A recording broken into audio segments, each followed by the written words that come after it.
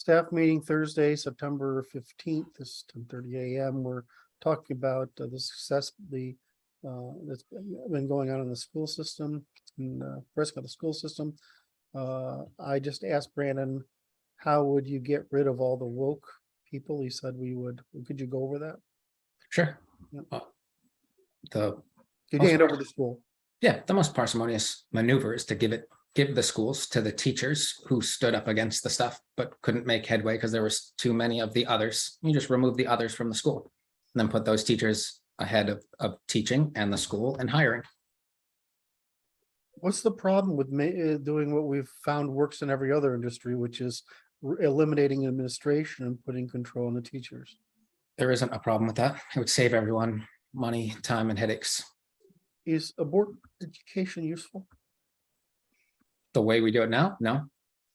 Well, how do you prevent a school from getting out of hand another way?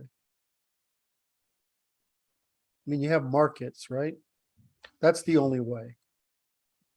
Yeah, demonstrated outcomes in reality. Are you graduating students that are better with each class that you're graduating and being placed higher in the hierarchy of operations here? As long as there's a compensation for the intrinsic ability of the student. I mean, if your area goes down, so that it decreases the class structure, so you're decreasing the average IQ, obviously you're going to have a drop in placement. So the question is still relative to the native ability of the staff, right? I mean, the population, right? Go ahead, Luke. I was gonna say, subsidized minimum wage with education budgets. I didn't track that. Well, if an area wants to have a minimum wage or they want to support a minimum wage, the gap between employers paying and what they think the minimum wage ought to be should come from the education budget, because that's what failed. That's brilliant. That's evil. So, it's too much money, though. It wouldn't be able to come from the budget. It's too much money. I've always argued It wouldn't that be an education budget. Any argument for minimum wage is a declaration your education system failed. So Of course it is. Or it's a declaration that your immigration policy has failed, right? Because the thing, what we should be doing is that of immigrating people and retiring and extending education, as we should extend people's working lives by suppressing immigration, right? I mean, that's what you want to do. I mean, I'm not exactly healthy enough to do much, but I can work in a supermarket, right? So to speak, if that's what's got to be done in order to maintain a civil society. Let me think for a moment. Okay, so I was trying to get to what can be done so you can. We know the Department of Education is a cancer, right? We got to get rid of that. That's got to go, right? Everywhere. We know that the use of young people right out of college to teach is got to go. Right? We've got to know that. That's got to go. I mean, who should be teaching is grandmothers, right? I mean, technically speaking. And who should be teaching? Grandmothers and grandfathers. That's who should be doing the teaching.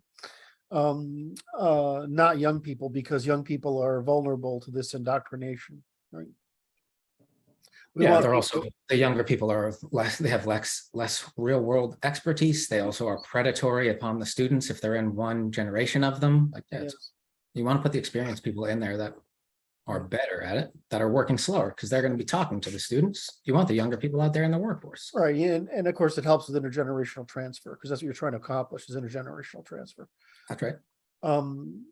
So now that we have the problem of facilitating schools, now I prefer private schools. Obviously, I'm the product of one, right?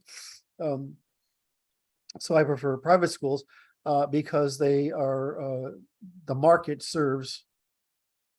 Right, the market serves the interest.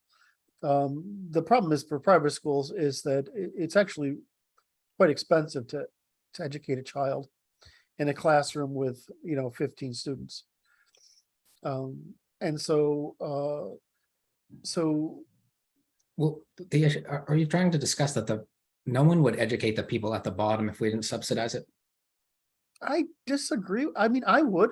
Do you think they would? Well, yes, you would. I mean, Maybe like me personally, I would, right? my argument is you could pull all the money from education, meaning you could just give those people, you could dissolve all those education letter agencies, give the people their taxes back that go into those, and tell them educating your children is on you, sort it out. And Right, they, but it would okay, be so better than what here's we're the doing reason now. they don't do it. Here's the reason they don't do it, because we've already, because the problem is we've lost the memory of the problem of getting people educated. Is Go on. that now you have to police people and their kids. Yes. Or you can hold them accountable to police themselves. It's like, now you're responsible for the externality your children cause. Well, I agree with all that. Okay, so here's the thing, is that I'm not disagreeing with you. I'm putting out the counter argument so that we are sure that we've addressed it and we don't sound to any people like we're naive, right? Sure. The counter argument is that an unfortunately large percentage of the population would have very difficult time without the framework supplied. Right. And so it's like policing them begins to be a problem. Give them competence criteria. Meaning, say, hey, you can do these things if you're not being occupied by education. These things are good to do. Prescriptions to how to act in your free time, while we deal with the crime. Okay, let's try it a different way. Okay, so let's say that I like what you were trying to get at, which is same thing for my view on healthcare and retirement, is that your kids are the ones who are determine your kids determine your retirement contribution. Right. I mean, that's the optimum way of restoring the incentives that existed. And that means if you don't produce kids, or you don't, you're decreasing your behavior. The same thing goes in education, is why don't kids borrow? Why aren't kids borrowing from their future to pay for their education? And then, quote, paying it off. I mean, why do we do this in college? Why don't we do it back then? Because one of the things I like is full accounting, is like, what did you cost?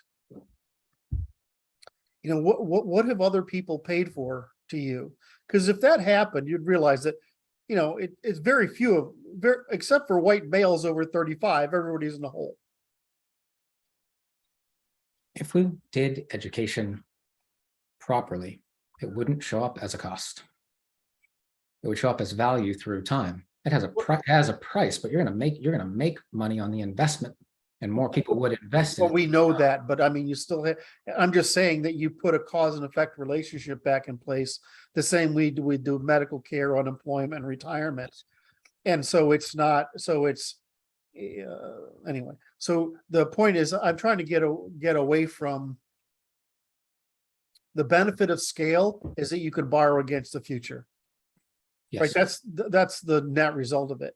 We know that education produces returns, because we know what happens when we don't educate people, and they become a sunk cost, and usually a pretty bad one.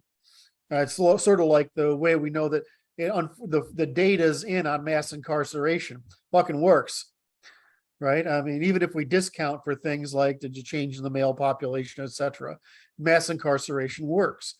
Well, I mean, so does fucking hanging. It works, right? I mean, because that percentage works. Just define works for people. Works if you use it, not works today, right? I mean, it calls because that sociopathic part of the population is unredeemable. Remove the repeat offenders from society. Right. It is society. Right. So and housing them is expensive. Very. But eradicating them is cheap. Very. So I'm trying to get back to I'm leaving open too many threads. So get back to how do we run a school, right?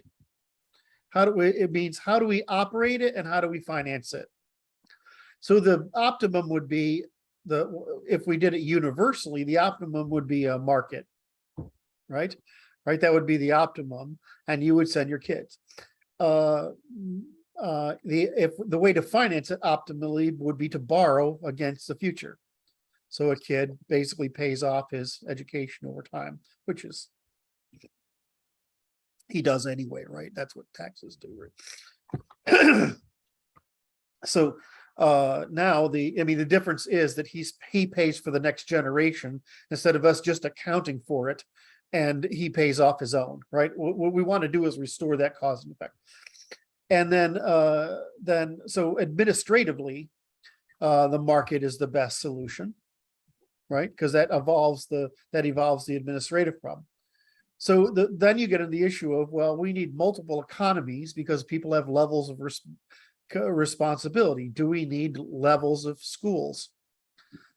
In other words, where there are schools that are, it's like, what does the state do? It deals with market failure. In other words, there are going to be places where there's market failure and the state has to put schools in. And we have places where there's more schools are market driven. Of course, the market driven schools will defeat the state driven schools. So that'll create a incentive for people in state driven schools to exit those schools into market driven schools. Right? So I'm trying to track, I'm watching your face as I'm talking through this and seeing what your reaction is. And I'm trying to see if what I'm saying makes any given sense. It looks to me like we should do something like universal education at 3 tiers for those who are under 12. And then the market should handle anyone after 12, specialize and handle anyone after 12. 3 tiers, talk to me. Lower, middle, upper class, like trajectories in life, roughly. Yeah. And separated by sex, perhaps. Yeah. We had Before 12, to answer Martin, before 12, I don't know if it matters, Martin, but if that was a suggestion or people wanted to do it, I wouldn't be opposed to it. After 12, I would separate them by sex if you were to do group teaching. Yes. I would have I think somewhere even younger between. boys need to compete. Say that again. I think even younger boys need to compete, and it just doesn't happen when Very they're good. around. Very good. Yes. Oh, yes. They learn by competing. Yeah. Well, it's the only way might be and they don't learn to care. They learn to care. It might be advantageous to separate them if they're learning something that is competitive as opposed to social, because there are things you learn in school that are also social. Or, excuse me, there are things you should learn in school that are social. Now, what about the people who are, I'm sorry, did I interrupt you? Would you There are things you shouldn't learn in school that are social as well. So say again? Everything they're teaching now. there are things that you shouldn't learn in school that are social as well. So.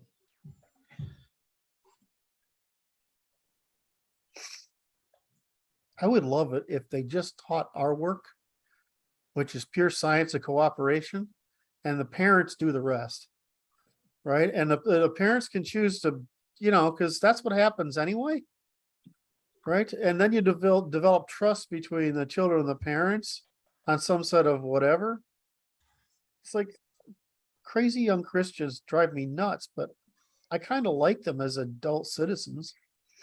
Right. I mean, Luke, what are you gonna say? You gonna say something? Yeah, well, for a long time it was the churches providing the education for the people that couldn't afford it themselves, right? Yes. And the benefit of that wasn't the religious indoctrination, but it was the mindfulness indoctrination. Yes. And so I whatever could kiss you for that. See, I could kiss you for that. Annette, you did it again. Whatever institution we come up with that undergirds or supports the development of mindfulness ought to be the institution that's engaged in education. Mm-hmm. I don't know what that institution is yet, but Well, the church deals with the lower, the business sector deals with the middle, right? And the state deals with the upper, the aristocracy deals with the upper. And those are universal educations, that's how they're being delivered. Should be able to spot those who are going to move from one class to another, because we should. Yeah, there should be no limit on that at all. Yeah. I mean, because you can't, the minute you limit migration, what you do is you prevent, you You remove the incentive to imitate upper classes. You want to steward the migration. Right, right. You want to hope that everyone's moving. Unlike the place we use, for example, we talked about different models for school. The place we use, it's a private school effectively, but it's a homeschool co-op, right? Mhm. Because we homeschool kids, but there's teachers there offering classes, but you build your curriculum a la carte from these teachers. So if a teacher is doing things you don't want your kid to expose to, you don't buy their class, right? Your kid still goes to a building filled with other students and teachers and with a small staff that administers the whole thing, a lot of volunteers and stuff like that. So the community is very involved with it. Like each parent of a student has volunteer requirements to participate in the school, right? So we're all there all the time. The parents are there all the time in some form or another, right? But then you buy from the teachers the classes that you want your kid to take. Which is how it should work. Right. And so the good teachers are in high demand and they're making the most money even within the school.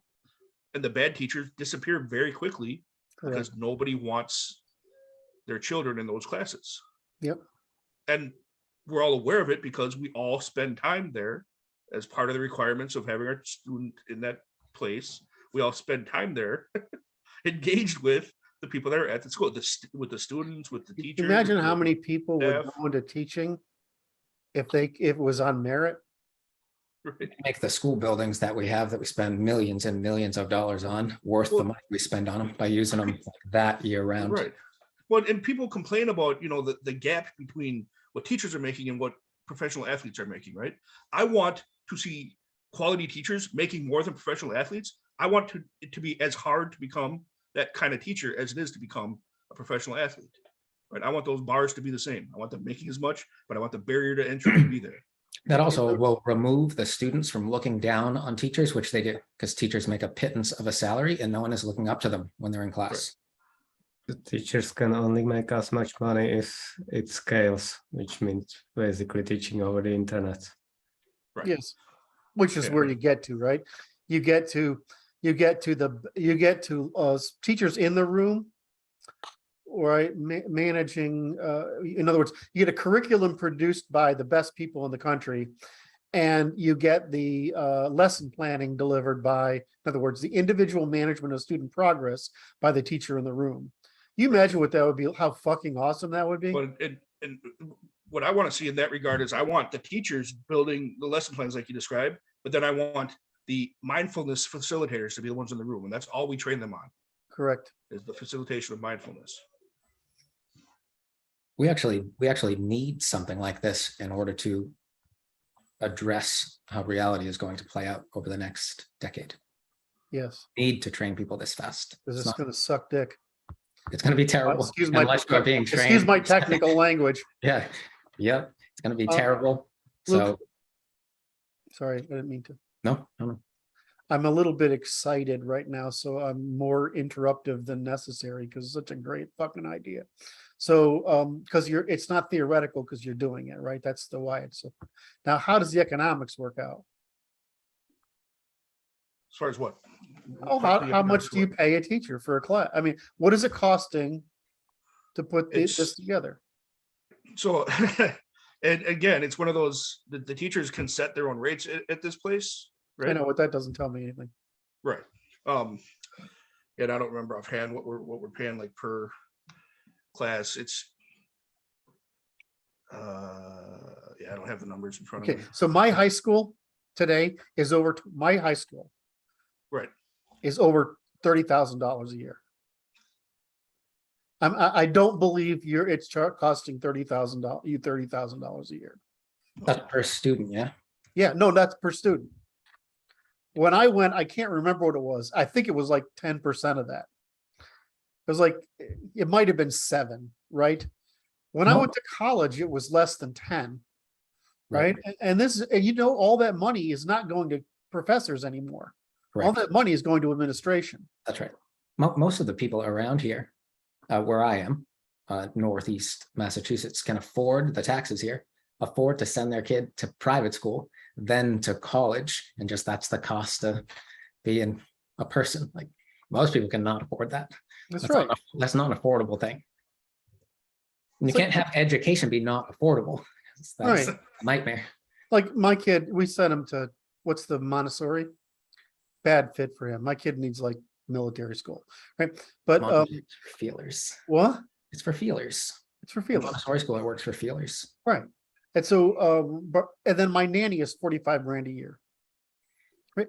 But what the fuck? Ordinary people can't do that, and they're the ones that are getting fucked. That's right. No, it pisses me off. I mean, sorry, but I was raised with noblesse oblige, right? I mean, it's our job. If you're fortunate, it's your job to make sure that the unfortunate don't get effed, right?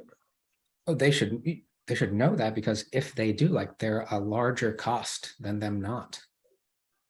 Well, the problem is what they're trying to do is they're saying the left is trying to say we're virtuous by removing you responsibility, versus we're helping you by facilitating your gradual adoption of responsibility.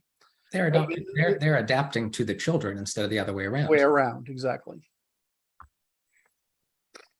And which is, of course, why you end up with, it was a great video of a guy, somebody raised in the 80s, and he puts a slab of butter in the frying pan and he moves it around with his finger. It's like, okay, yeah, I'm gonna get this. But then he gets this, if you're raised in the 90s, you use a wooden spoon to do it with.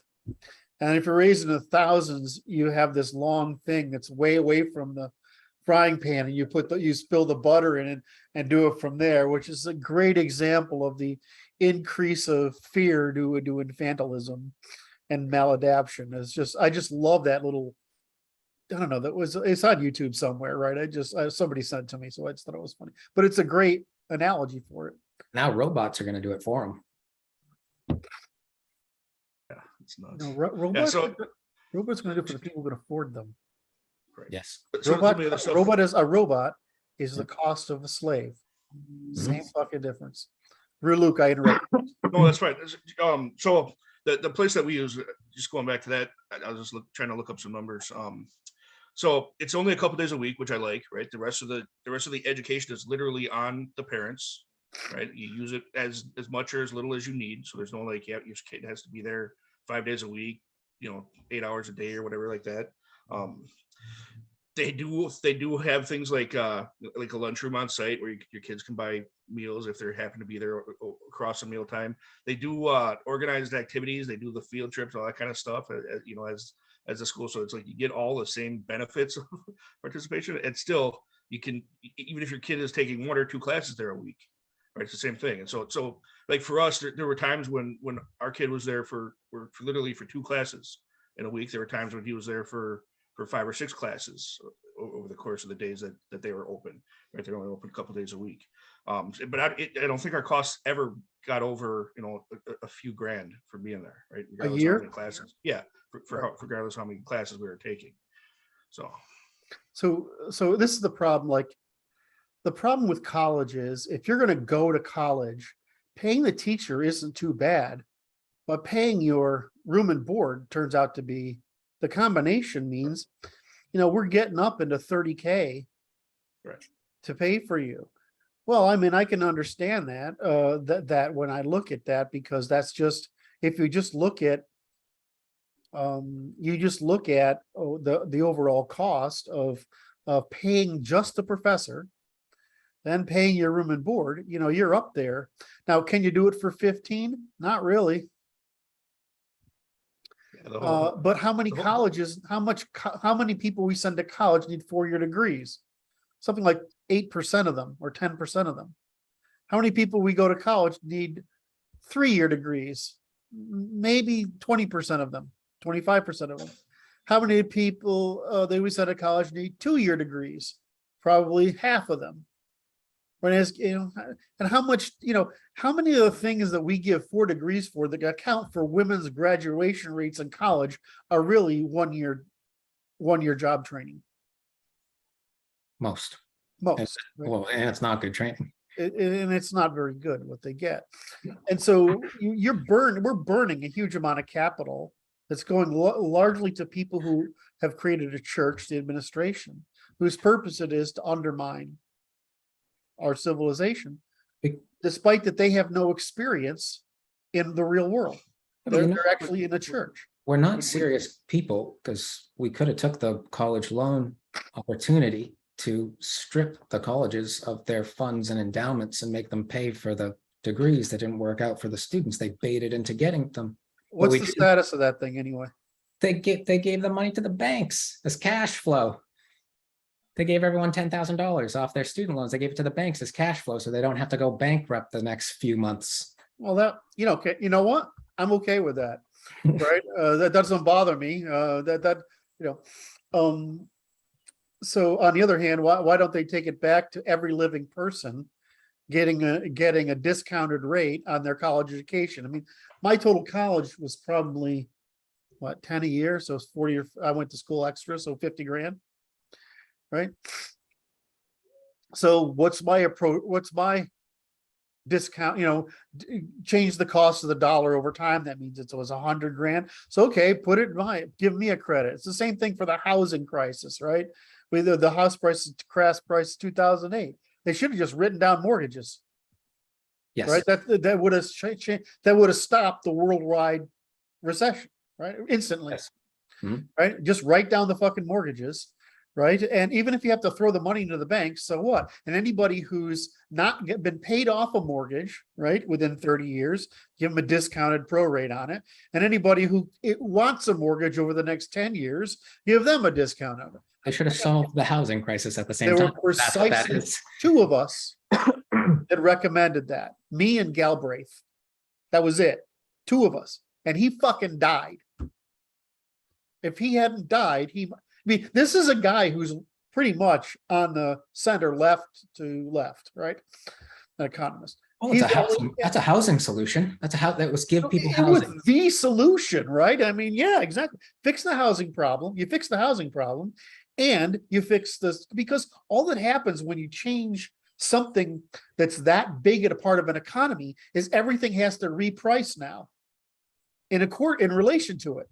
Jobs, networks are sustainable. But if you just went in and say, okay, we fucked this up, let's pay it directly instead of indirectly. It was like, I did the math. It was way less than the whatever $1 trillion. I mean, at the time, we could have done it for 2 or 3 trillion. Right. And how much happier would everybody be? Say, wow, my mortgage is written down by 200 grand. I mean, everybody would be like, wow, that's fucking good. Right. We could have done that and put the fucking, excuse me, swear again. We could have done that and put rates down to 1% or the rate of inflation, maximized at 3%. So in 2008, you knew that no one wanted to save the economy, but their idea was to crash it like they're crashing it now and extract from it as it's crashing. Which economist did something moral from 2008, or which business person? And you go, well, they're acting on their. Okay, so let's do it. There's the financial sector, and there's economists. Yep. You got to understand how few economists understand the financial sector. Those are like different breed of people. Like the only one I know of is really Soros. He's an economist. Right? He's evil, right? Right. But so that's what he does. He makes money on the way down because he's part of the group that makes money on the way down because their group strategy is making money on the causing the way down. Right. I mean, that's right. So I'm just, but the problem was in 2008, if you were the economists were still stuck in the frame. And it was just a very few people that said, well, it's an equilibrium, right? It's just going to cause a worldwide repricing. And I can't remember who else got on board. There's 2 other guys that got on board later on. And they're like, and it was and I'm nobody. Galbraith is possible. These other 2 guys are third tier. But the solution was, it's physics. And there's no opinion to be had here. Right? There's not an opinion to render. It's just math, right? You go that down, you pay these things off. Who pays it? The financial sector, right? Because who created the problem? The financial sector. What do they lose? They lose the opportunity cost on revenue from future interest. Okay, fine. That's all. Instead, what happened? Instead, they screwed everybody on the planet. Oh, that's why I don't really, anyway, so how did, I got us off track. We can fix most of these things all at one time. Right, we can't. So, oh yeah, okay, I fixed housing first. So this is the issue I have is that, who can afford the kind of parent at home thing Luke's talking about? Everybody. I don't And know. and even more so if we solve their financial problem, like we just discussed. Hey, your mortgage is just paid down by 200,000, but your kids got to stay home. You sort it out. I want to make them the only way that they will become competent is for them to do it. Yeah, You can't that's give- actually a can't give- bait. Wait a minute. What you just said is bait. Yeah. If Oh, you told me bro. if you told me when I was that my mortgage would go down by $2,000, which is all it was Yep. actually, I think my mortgage was $1,400. Right. If you told me my mortgage was going to go down by a significant amount, that would just mean my wife wouldn't have to work. Or the reality is she would work for fun, not for income. Not only that, you're going to get half your property taxes back because we just gutted the education system. Yep. But what else is in your pocket now to educate your kids with? And you have your time. You're back to one income families, being able to afford families, and people not being as stressed as they are on doing the rat race thing, which is just spending down all our cultural capital, including our people.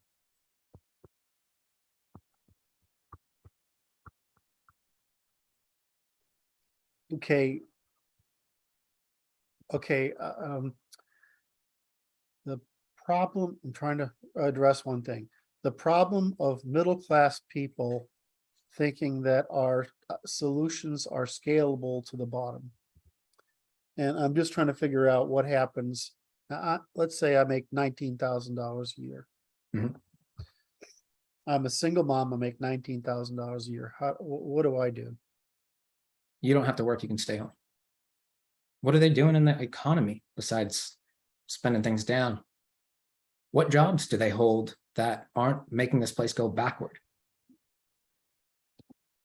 I don't think we have moral economics at all, meaning we don't do our interactions morally, but they're hardly moral companies.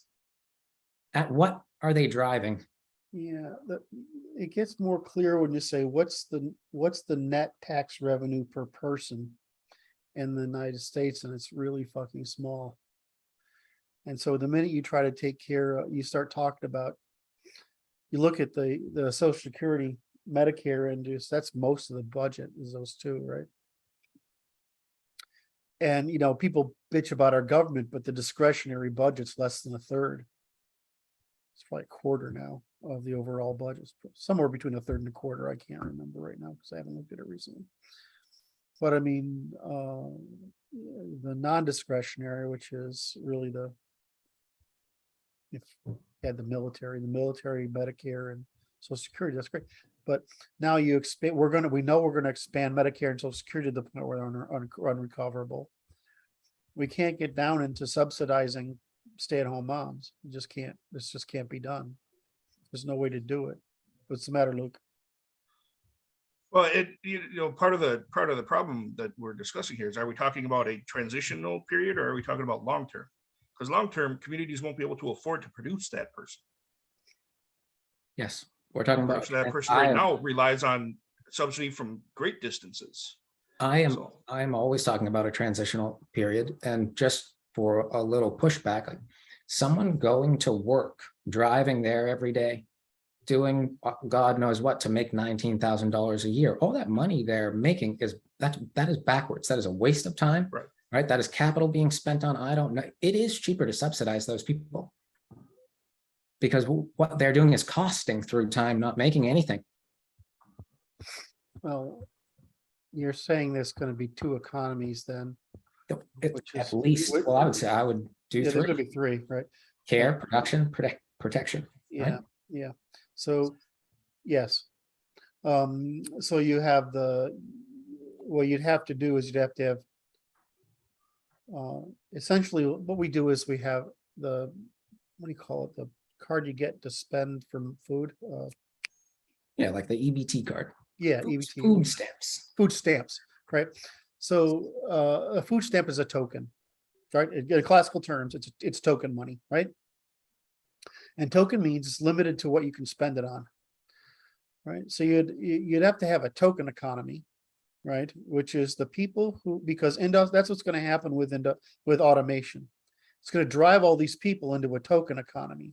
Money doesn't make any fucking sense. There's no profit. Correct. Right? Because they're trading time. They're not even trading. They're not able to do anything. When you are lonely, someone spending time with you matters, right? They are doing okay, something. If they are caring for one another, they are doing something. And a token economy at the level of sustenance is what you want. Right, that's what I'm getting at. I'm saying you can have a token economy, right? And you can have a monetary economy, right? I mean, and then you have a slave economy, which is the military, right? You want, yes, yeah, kind of. Well, I mean, and technically that's what it is, indentured servitude. That's right. Yeah, voluntarily to defend your own at scale. Like, well, I'd rather have you four in a group to defend my home than just me. Yes. All right, so we it's a Right, do. so we still have the problem of production. You have to show competence to enter into the production market, which is where you would play with money, where all the financial people play with money now. All right, but you're getting ahead of me. Oh, sorry. Yeah, we went from what? Fixing school, 50% fixing of the finances. you're gonna you just let me build the fucking, I mean, Build it right you from the jump bottom. ahead and I'm bad enough that people can't follow me, you know. So you start out with production like food, right? We can automate food production. We're very close to it now, right? We can there's the number of things that are going to be automated are going to remove clerical workers. Right? I mean, the stupid one is we got rid of guys who take tickets at parking lots. I'm like, I don't like that. I want the fucking ticket taking guy back, right? Because at least he's watching the goddamn parking lot. But we automated that because automation is always cheaper than the person, except in those cases where the cost of reprogramming the system that can't learn is higher than the cost of a person. So we're going to increasingly displace people. And right now we're going to have a labor shortage, but that labor shortage is not down at the bottom. So I'm just trying to figure out how do we do, well, the only way to do that is a token economy, basically expanding food stamps, right? So they can't go out and participate in the signal economy without working. Right? That's the issue, right? Because that's what most of us do. We go out, we participate in the signal economy. And that's both for our joy and for others. And so we're up there producing multiples. But these people at the bottom, they're not able to produce multiples anymore. We just want to stop them from producing harms. Exactly. That's it. Just stop them from producing harms. And then we don't have to make up for what they're costing us, right? But Brandon, you're saying my existence is a harm? Oh my No, God, you're saying a it's a Nazi. cost and you could choose to make it a harm. There you go. Luke, what are you thinking there? I see some wheels spinning. All right. Well, the reason I was asking about whether it was transitional or long term is what the whole reason that we're solving any of these problems is because over time it's going to produce less of those people. Right. So you're saying that this problem exists. Then we're talking about a solution to the problem, and then the question is, what do we do about the fact that the problem exists? And that's what the solution does: is it reduces that problem over time. Are we sure that's the case? The single mom isn't going to be such a problem long term. Is that the case? If we're doing things right, yeah. If we actually are solving the problems, yeah. I don't see any reason for, in other words, the reason we're people who are in relationships that last is because they're the kind of people that are capable of being relationships that last. Below that, there are people who are disciplined enough through mindfulness that we can train them to be in relationships that last. Below there's people that we can't train to be in relationships that last, even though they try. And below them, there are people that can't get into relationships because everybody and his mother can tell, wow, you're a fucking catastrophe, right? Right. So across that spectrum. So traditionally, marriage, as we understand, it's a pretty upper class thing. And so is it true that we're going to have, I mean, the great thing about marriage is that it halves the cost of a household. And in having the cost of a household, it halves the cost of offspring. The problem with single motherhood is that it doesn't do that.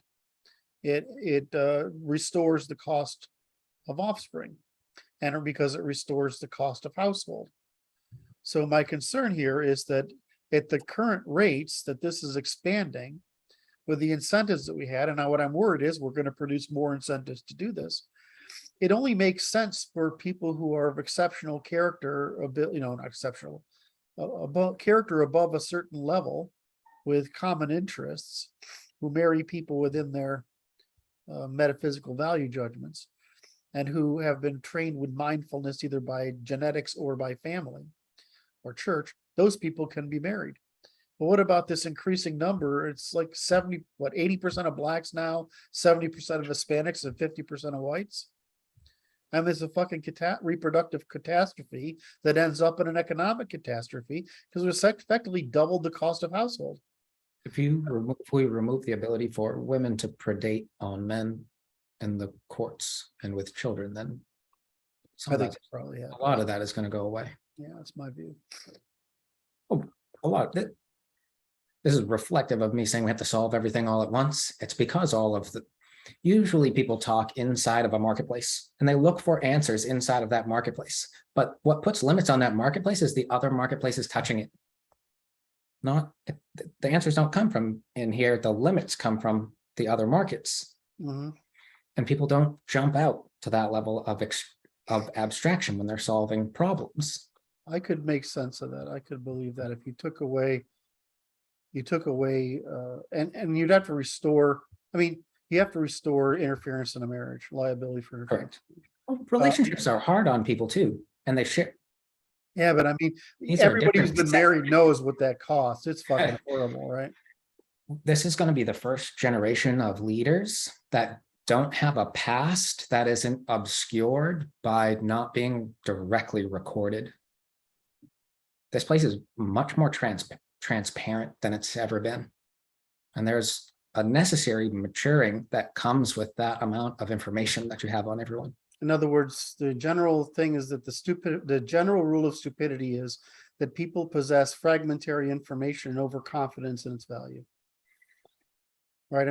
That's the problem. And what you're saying is it's the Africa effect. You're saying the Africa effect, which is all of a sudden Africans don't seem so African anymore.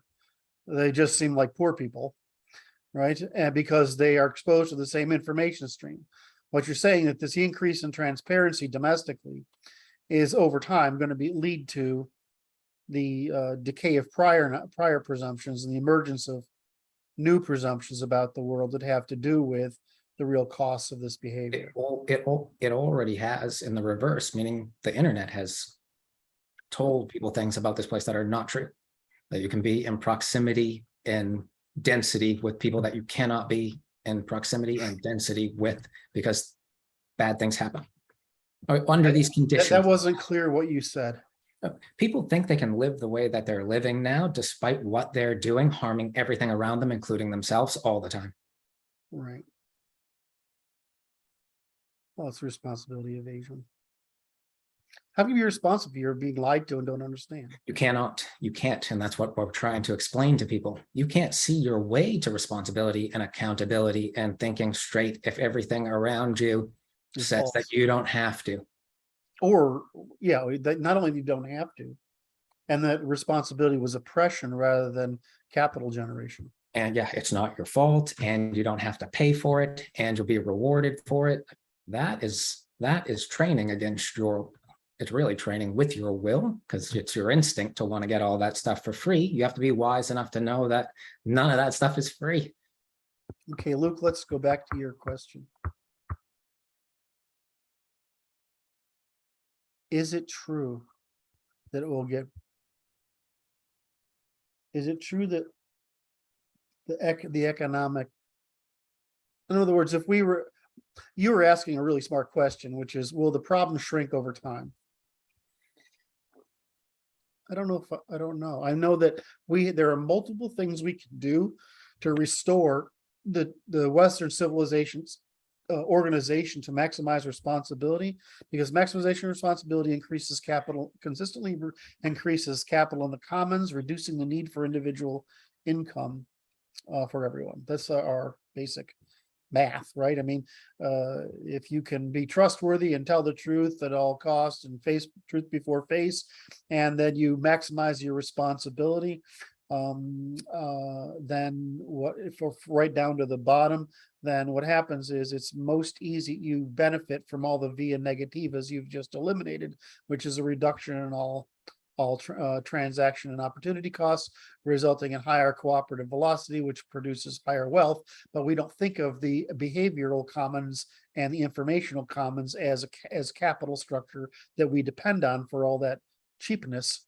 for each of us to happen, right? Which is why we're wealthy. Did I do that too fast, or that makes sense? So I'm just thinking about, will it really make, I mean, what would we have here? Let me ask a different way. What would we have to do? What would have to change? In other words, in order for the problem to get better, right? In other words, the people that are a problem to decrease. What has to, go ahead. We've advocated that one-child policy for the unproductive people for a long time. Yes. So that's an obvious Is that one. enough? It Is seems it enough alone? No. well, I mean, it's enough alone over 6 generations. Correct. Yeah, but we have to do I it. mean, in this that's way. what Luke is saying, right? He's saying, is it a transitional problem or is it a long-term problem? It's a transition. It's a I wanna- transitional problem. It might be a 6-generation transitional problem, Yes. but it's a transitional. I mean, it takes only 6 generations to wipe that whole demographic out with one child. Luke? Yeah, well, and, you know, it's the dude producing the single mom is just as big a problem as the chick producing a single mom. I know. So it's, you know, are we correcting for mindfulness or aren't we?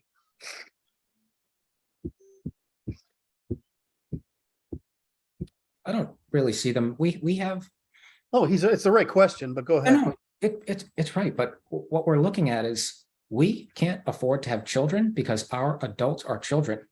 Meaning there's a carrying capacity for children and the adults are taking up their space right now. Yes, absolutely. We're not stewarding people Oh, up that's a through great- maturation. And Luke is always highlighting that when he's saying something. It's like, well, yes, we have immature females who have way too many children, but that is also a result of having males because it takes But, two to tango. Are males immature? Because the thing is, if a male wants responsibility, then we're failing as a polity. If a woman wants irresponsibility, that's her fucking nature. I mean, most of the time, guys will take responsibility if given. Their nature is to want to have children, Their nature is to want to take care of children. to express dominance, which is dominance meaning merit being responsibility. Do you mean males or females? Males. Females, right? They Is the are one- the oh, you other want end of the spectrum. They're the other end of the spectrum, right? They're Except, non-aggressive. They're not non-submissive. They're non-aggressive because they are submissive. They should want to have and take care of children. And but a remain in that. third of them want. It's like males. A third of us want to compete like hell. A third of us want to get along, and a third of us sort of. What are we going to do with that third of the distribution that is always? But at there's a the third of bottom women who there? are like, I want to be a mom. Mhm. There's a third of women who are like, I'd like to be a mom someday. There's a third of women who are like, I kind of want to have my whole phase and last indefinitely. Or they're just too If dysfunctional. you stopped lying to the ones at the bottom and you facilitated the ability to have children for the ones in the middle, that would look more like 3/4 and 1/4. So we're stuck with the ancient problem of if you wanted, the problem with democracy is that as soon as you enfranchise the parasites, you have to produce laws that treat them as equals. Instead of that, the way you do earn equality is through demonstration of responsibility. I mean, that's the end result, right? Mhm. If you demonstrate responsibility, you have say in the polity, and then the purpose of the polity is to serve you. We can't, But if you can't demonstrate responsibility, the purpose of the polity is constrain you from harm, right? I mean, that's it. I like the frame of theft. All crimes, natural law crimes is a claim that something was stolen. Kill someone, you steal their life and so on. And that illuminates everything as property because someone's stealing something. They steal your attention on social media. Yeah, I think Luke, I agree with you. Can I jump ahead now? Yeah, Luke is right, like usual. Yeah. It's just mindfulness. Because that's the only way to control that behavior is mindfulness, and mindfulness is produced by ritual. Right? It's just drive people towards decidability. yeah. Well, Self-determination. decidability is self-regulation. Yeah, and Right? self-determination. They can only develop decidability if they have self-regulation. They have to have self-regulation first, right? And some of us are fucking born that way. My mother, when I'm 4 years old, you're the only 4-year-old that's 80 I know of, right? Right. I mean, my daughter was the same. She's 2. Dad, I'm going to bed. I'm tired. What the fuck? What kid puts themselves to bed? Right. I mean, yeah, exactly. Because you know why? Enough attention. Yeah, because they're done at the end of the day. Yes. So, so Luke's right. It's the core problem is you have to produce mindfulness in order to produce the sufficient agency to produce sufficient responsibility to produce a citizen who can have say in a polity. Okay, it's Luke's right again. Fuck you, Luke. Well, self-discipline is just a proxy for nature's discipline. Right? So it gives you room to screw up. Right? Nature would kill all creatures that don't reproduce. It would eliminate them from the gene pool. Right? But because we have self-discipline, we can subsidize some of that and allow that third to even exist.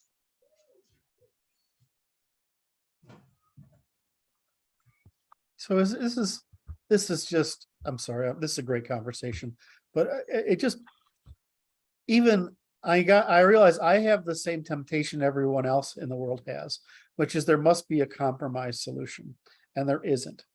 There is not. The compromise solution is you invest in those people who would cause harm if you didn't. That's the compromise position. You forbear That's the for them. best you can do is prohibit the bad so that the good can emerge. But you can't necessarily know what's good. You forbear for them until you can't. You exhaust forgiveness and so on. That criteria, it's the exhaustion of forgiveness, the forbearance beyond, right? You've overstayed your welcome. All those things are objective criteria that we just are ambiguous to everyone these days. Well, I mean, the enemy is cognitively feminine and wants to undermine the maximum Western civilization, which is the maximization of responsibility of the individual. And that's what the opposition, the feminists are the one. I mean, I got a little too ingrained in feminism over the past 3 or 4 days, and it's making me furious, like the whole studying Jewish thought did, I mean, Marxist postmodern thought did. Now I'm doing just because of an accident, I had to figure something out. And so I went into the feminist side. I'm like, oh, these fucking women are evil.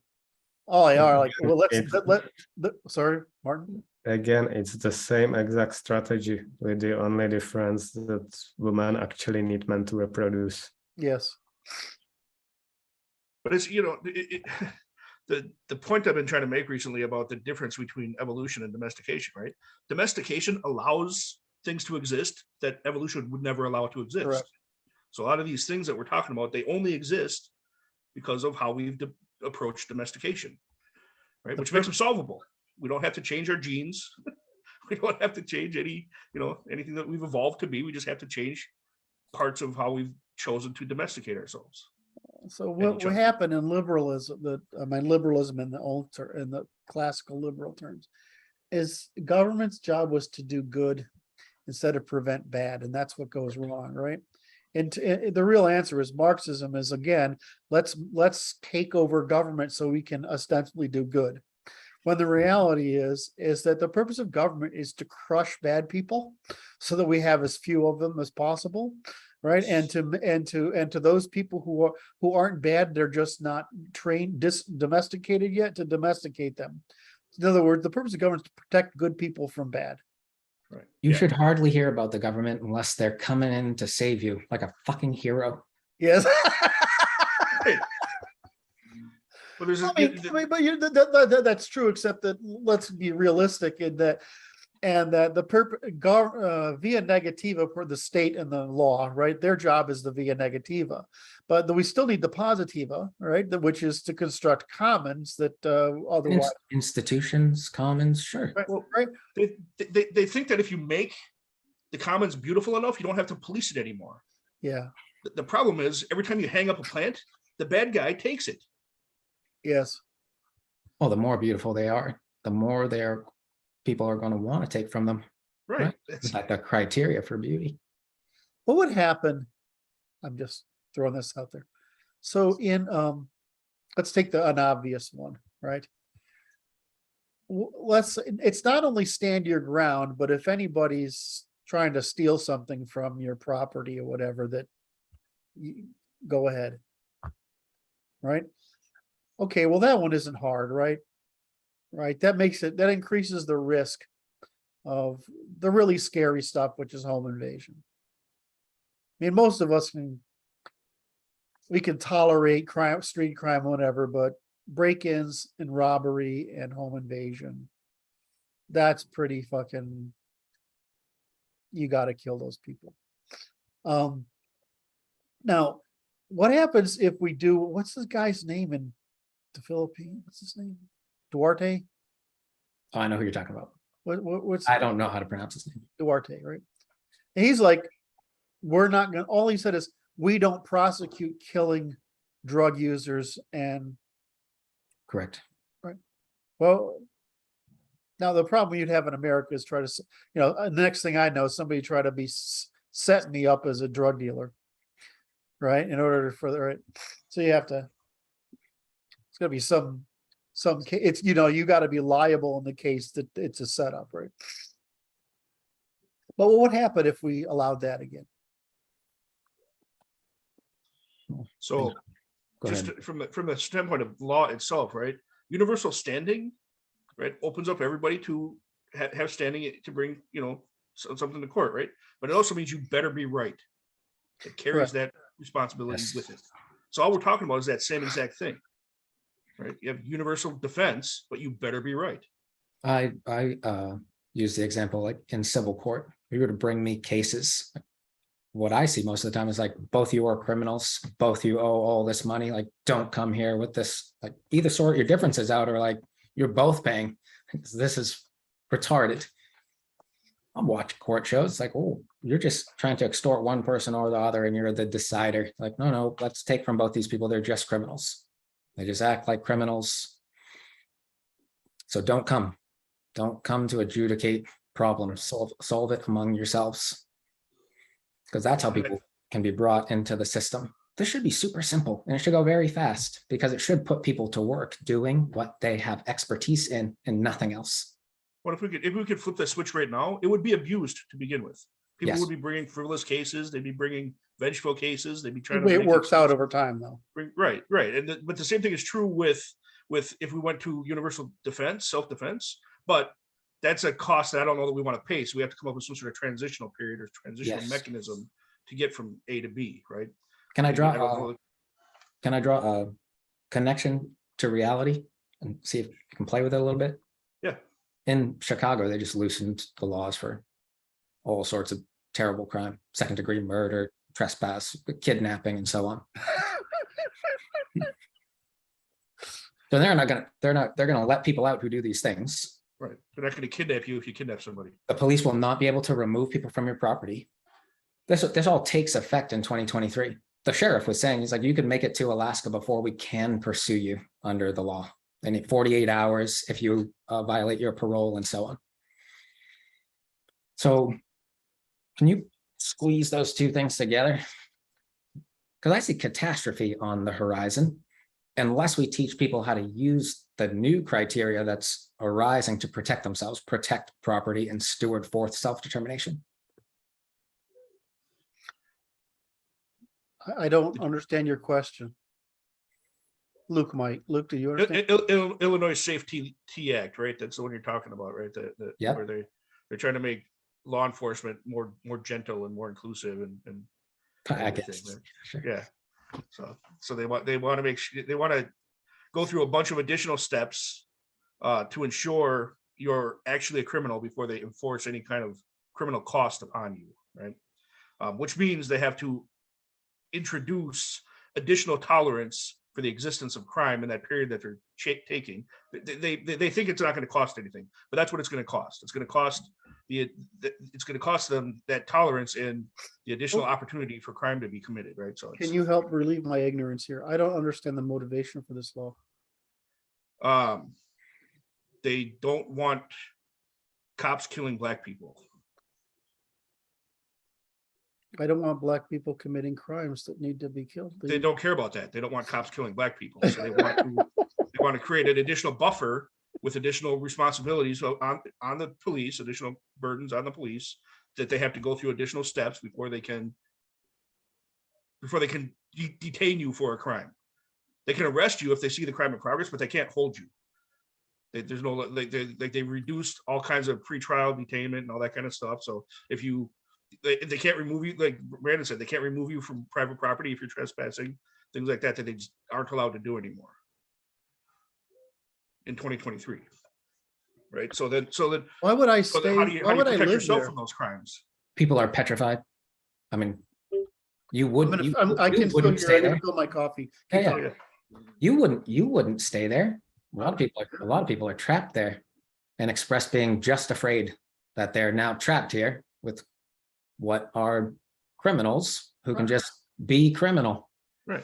Without Why do stores still exist in San Francisco? People can walk in off the street and take thousands of dollars of merchandise and you have zero recourse. So why would a store still exist in San Francisco? Yet there they are. They should be open for public toilets. Right. But I don't understand why they're still, I mean, I truly don't get it. If I had a store there, I would leave. I would be gone. I don't know why people would stay in Illinois or in Chicago under these conditions. I wouldn't go there anyway. Probably just the math problem. In other words, the reason I would do it is I would just say, well, what are my losses versus my gains?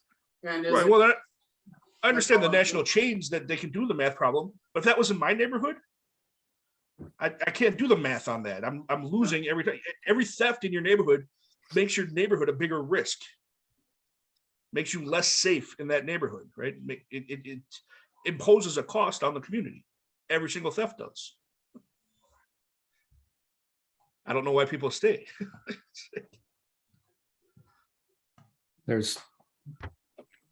I think there's not opportunity elsewhere. I think people are trapped.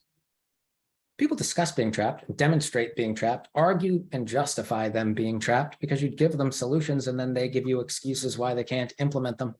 Right. Right. And I'm not beating people up. Solutions are hard to implement and you got to change in order to implement them. But the through way is getting narrow and clear as we move through time. Like you can't afford to tolerate things like the loosening of crime. And it happened all through the pandemic too. Don't think that Illinois is the first. That they loosened crime laws everywhere in every city when the pandemic happened so that police would have more time on their hands to answer emergency calls. Well, there's not going to be less emergency calls moving forward. And they loosening the laws. They should have just tightened them. They should have went, no, you can protect your property with deadly force because we don't have the enforcement capacity to help you. But I think those instances are going to go up, and I think those people are going to be prosecuted and persecuted until we start seeing juries nullify and say, nope, in this community, we're going to allow that to happen. I think it's We start seeing perfectly juries do well that, we're not gonna calculated that I take the opposite view, is that it's calculated to produce the opposite, which is that the point at which, the point at which you produce sufficient abrogation of law and order is fairly low before it's cascade effect. Right. And I think what they want to do is create demand for authority. Yes. Oh, yeah. They're going to use what happens under these loosened laws to bring in a militarized police force. Correct. Everywhere. Because obviously. Bait into hazard. Well, and not to scare people, but a lot of the equipment is already there. They're just not using it on you yet. Because our police forces are suited up, so to speak. They did that in 2020 under the riots and so on. Don't think they weren't buying equipment.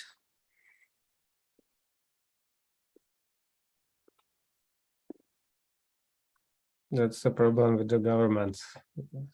It should be making itself as unnecessary as possible, and its incentive is exact opposite. Yes.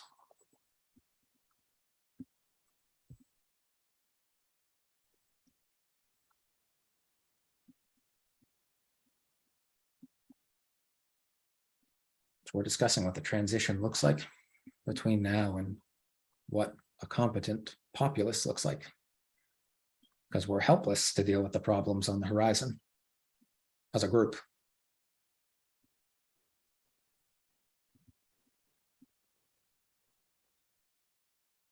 America will be okay, but like good people need to fight too hard to get a leg up.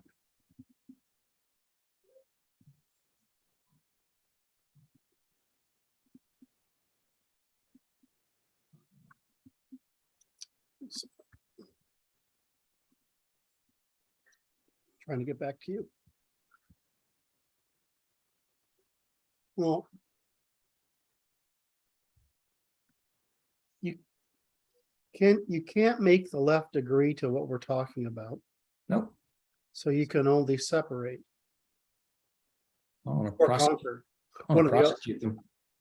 I'm good with separate. I'm good with conquer. I'm good with purify, so to speak. Sorry. Everyone doesn't like politics, but I think it's the easiest realm to win in. Like you have a set of people waging war against your country. They are these people, and then they have names. The woman running for governor in my state is just a criminal. The governor should just run against her as, hey, What you are evidence just a do we criminal. have that see, I don't see evidence that can work. When I'm just looking at history. There won't be evidence in history. You couldn't spread information as fast as you can now. It's 3 viral clips of calling the woman out to her face and her not having an answer to why she harmed children, put them through a medical experiment that wasn't tested, right? Forced their polity to wear masks, gutted their small businesses. How much more evidence of harms do people want? The people in charge are just criminals. They showed their criminal colors over the last 2 years. Indefinitely. I'm on the opposition. Okay. I'm thinking, my view would be, well, that was the logical thing to do, doing the severity of the risk, and these people have higher. Yeah, but it wasn't. Here's all the data at the dates that you could have knew that says it wasn't. You're an idiot. What are they going to say? Oh, I was just an idiot then because the information didn't get to my desk fast enough. You failed at your fucking job. That's your job, to get the information fast enough and decide. Failed, fired, not chance to run again. On the backs of the dumbest people that exist ever in history? No, the answer is no. We're going to say no for the next 2 months in a row. You don't have license to harm your own children. Okay, I'm not gonna, I can't. Unless This is you not my want, unless thing, you right? want it. I know. Well, I can go by data and logic, right? And right now I'm like, I don't, you know what the fuck. I'm in a group on Facebook that covers harms from the vaccines. We don't have enough money to pay restitution for the harms. Well, the problem is getting it to a court. right? They aren't going to get it to a court. They're going to go to these people's homes. Okay, well, that's what I think. Okay, so now we're in agreement. That's Well, all. we've I was been in asking. agreement the whole time. I'm trying to keep people from going to people's homes. There's nothing that happens through this. If we don't solve it through negotiation like adults, Okay, now I understand. Sorry. that doesn't look like people going to people's homes. I'm not treating you hostile. This No, is no, how I I treat a Democrat, right? yeah, No, no, I just, sorry. I didn't, like many things, you're starting out here instead of going there. And so I'm like, how did the fuck did you get there? Because it sounds to me like you're saying we can sell people. I'm saying, Well, we built the case over the last hour. We said, hey, this is how you fix everyone's problems if you're a normal and not a criminal, and how you push responsibility into the familial realm, and how you make people take accountability for their own children. If you say no to that, right, I don't know what to tell you. And if you're saying no to that on top of we just squeeze the whole populace and harm them and would like to continue, people are coming to your house. okay, well, that's the same thing as I want 2 million guys to show up. So same result. It's the same result, but we got to do it we have to do it like adults.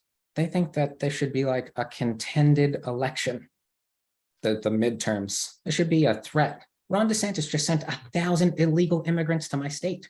I know it's a brilliant maneuver in politics, but they're in my state now. Could have sent them back home, my guy. The way it worked in Connecticut is they destroyed a city at a time through immigration. 1,000 people who are unfit for this place. Puerto Ricans in particular. Doesn't matter like 1,000 people who are unfit to be in a place can destroy a place. Doesn't matter the place.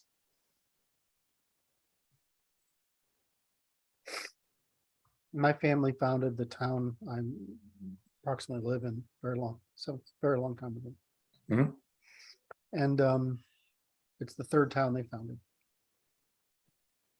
And it was, as far as I can tell, pretty much a paradise before the Second World War. And then after the Second World War, we got an influx of Sicilian immigrants who brought with them their organized crime and worked with the Democratic Party in the center of the state, who then worked with the people from Yale, Wesleyan, and Trinity, who were the thought leaders. And what they did is they immigrated minorities into housing projects into all these Connecticut towns and killed them all. They're doing that here in Mass. We call it 40B housing. All the towns get mandated by the state to have X amount of 40B housing, which is just low class, low quality housing. They're bringing people that will not integrate to the commons of the place that you're in, because that's what's equitable to these people. Warfare is equitable to them. They want to deliver it to the bottom, because that's where it's equal for them. That's where it's equal for the children, when everyone is helpless and incompetent. And you have to call for Difference between housing people and training them. And they're housing people, they're not training them. And by housing people in an environment where where they can't be trained because they're not forced to integrate, because that's what would normally happen, right? You would come into an area and it would take 3 generations, and over 3 generations you didn't integrate. In my town, you get tacky Italian front lawns, but that's actually the worst. That's like the worst thing. Everything else is, the craftsmanship is fucking awesome, right? People take care of their yards, families are fantastic, and Italian food's unbelievable. But that's the lasting effect. The lasting effect, however, of bringing the people in who didn't integrate or who use race and whatever else as an excuse not to integrate, that's been catastrophic. He also took one of our great manors and turned it into in other words, we have a couple of those fancy New England, what equivalent to plantations, right? Turned one into an asylum. They turned the one in the neighborhood I grew up in into a veterans hospital for the lunatics. And they turned this one that's down the street from my parents' house into, I can't remember what, and it finally became a nunnery. And now it's housing some state workers. And whereas what you want, of course, is these places to be parks. Right? You don't want them to be malcontents. Go ahead, Luke. Disassociation compels integration, right? So all this forced association or compelled association just undermines the integration. But that's their objective, right? Right, yeah, Every single place undermine European civ wherever possible. Which is why I like our solution, which is to disassociate and force competence into the vacuum. Yep. right. Do it without us. Yeah, Have a party for yourselves. please, I invite you. And I tell the people here that you are rich enough to do it without them. Like you can pay to do it without them and pay the tax. Like you don't got to be a criminal around here to fight against these people. You have plenty of money. Like, just fight against them. Build our own systems. You can still pay taxes and all that. We can just win on the side. The competence is going to leave. Doesn't matter how much money they have to educate those kids. I don't know how we get a secure enough territory. In other words, I don't know how to, unless you start with Texas and spread outward, it's just too difficult to get the ability to perform an alternative. So that's why I think there are 3 places to do that and spread outward, and there's 2 places to start a civil war. I'm not going to talk about that on here because they told me not to talk about that on here. But if you want to start a civil war, that's so you can win, right? And well, the reason to win though is to be able to stay in place and to accelerate the big sword. The reason to separate is because you don't think winning a civil war is possible or desirable. Now, my view is a civil war is easily winnable in a very short order. Right. So I don't view it as the risk. I view it as the benefit because you just fix the government really basically overnight. Well, it takes you 6 months to a year to work it through, but you fix the structure overnight, and then you force the big sword to continue, and people will develop local laws, right, based on our recommendations that can't be subverted. And then that seems to me the best optimum because it preserves the territorial and strategic value of the continent. It also preserves the dollar, right, as a global reserve currency without causing a worldwide collapse. Now, if we have to have a civil war or war of separation, I mean, of course, what I would do is I would say we're going to be a crown dependency, right, which basically means you're an independent country under that's and your government's the personal property of the monarchy.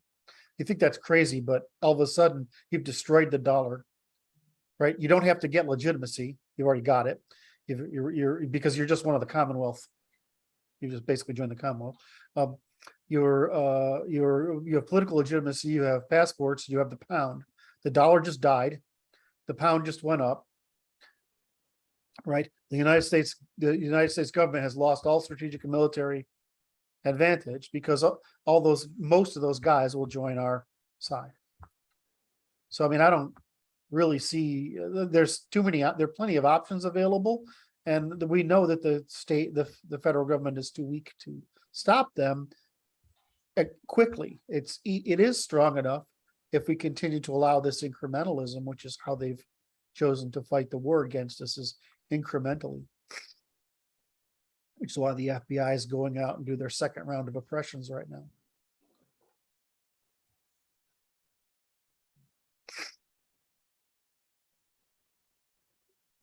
I don't want to have to fight a big fight. I want us to publish and everybody say, oh, these guys are smart. They're right. We should just do what they say.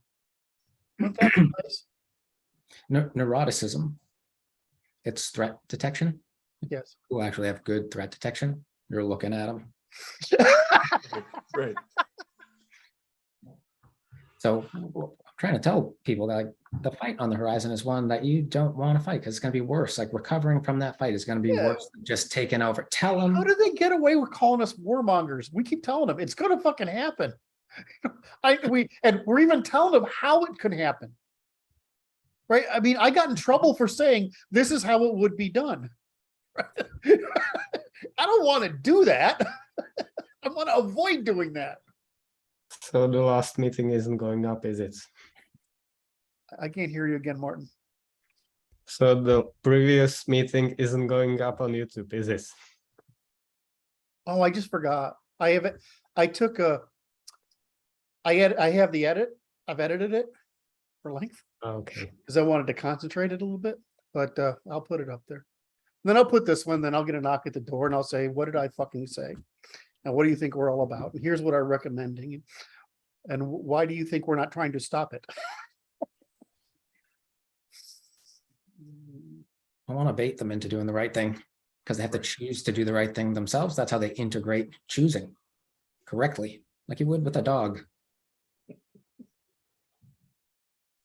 Or a child. Or a child. What if they choose wrong? Then they will have consequences. I mean, they can't kill 2 million Americans or even 10,000 Americans in Washington, D.C. or any other hub that's around the government. You just can't. They're getting awful close to believing they can. That's true. You don't see rhetoric out of an administration unless they're getting awful close to believing they can. It's You know, not- then let's run with that. It's not like they're not on the edge with us. They can't not see the data is the data. The people on the other side who are actually pulling strings, like they're not dumb people.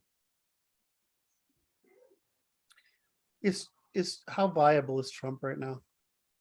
He's the only viable candidate as far as I can tell. Yeah, but can he win?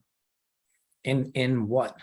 Like an election that they rig, like the last one? Well, let's just assume that's not the case. Let's just say, That's fortified. does he have the support to win? Yes. Without a doubt. I would suspect so, but I don't know. I can't see how. I mean, I could run a campaign for him or he'd win. I mean, so somebody else has got to be smart enough.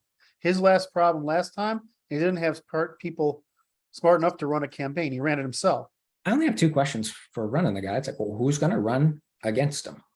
Firstly, Oh, it's and gonna be Biden. beat him. Like, yeah. Well, I don't see Biden beating him. I don't think Biden has the support of 50% of the people who supported him in the first place.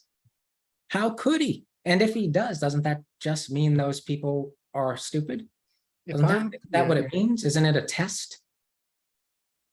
If And I'm- Trump is the only guy that can command the militia here. Give me another name that can write an email and have men show up.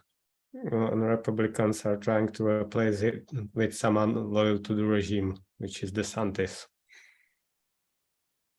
Who just sent 1,000 immigrants to my state.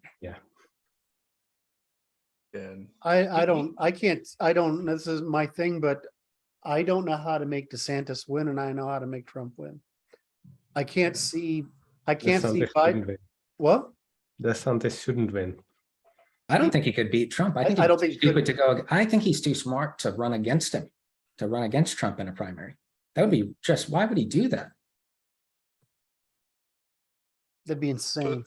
so that we have the appearance of a primary instead of just putting Trump up, and so that it DeSantis its exposure for being the next candidate.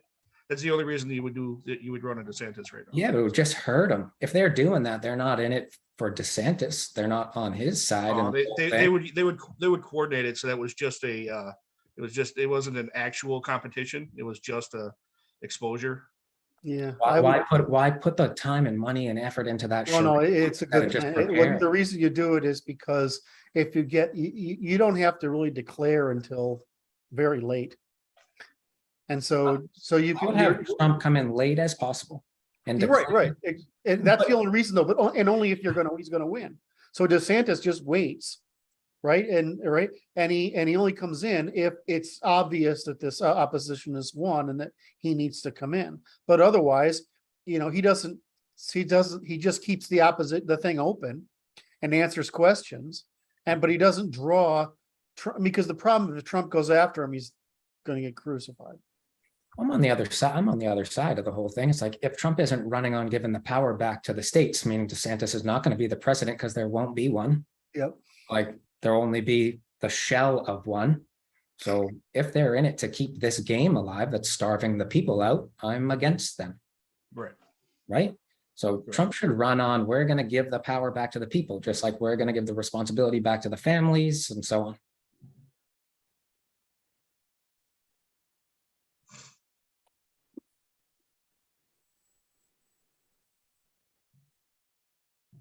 I mean, or the conflict, like the global conflict is very clear by then, and he has to run on, I have to win this war for you. Which is a frame that I'd be happy I'm running with too. It's like, hey, Right, actually, yeah. we're in this war right now. How about we win this? And the criteria for winning looks like this, and then we move on from there. Yeah. Hold He on, I should just position got himself stuff to- from my lawyer. It just turns out I have court tomorrow and I forgot about it. Lovely. I thought it was next Friday. Anyway, Are you prepared? yes. Okay. Sorry, Luke. I was just, I was just agreeing with you. He needs to stand up and say, I'm giving power back to the governors, so there's no reason for him to even step up into that position. And it's my job to confront the rest of the world on your behalf. Yes. The president in there now doesn't like our country. Doesn't demonstrate liking our country. Doesn't have policies that like our country or our people. No party doesn't. They're globalists, not Americans.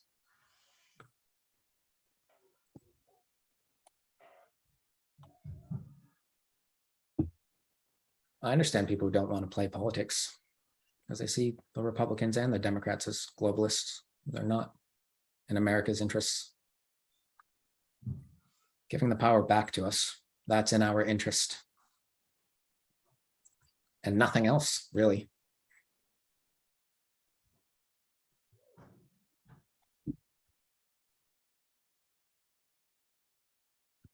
Hold on a second. I'm just responding to my lawyer.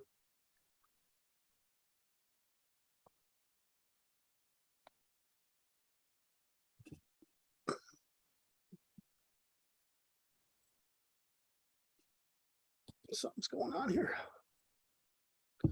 I don't think I'm going to have a problem tomorrow. So that's what it sounds like. Okay.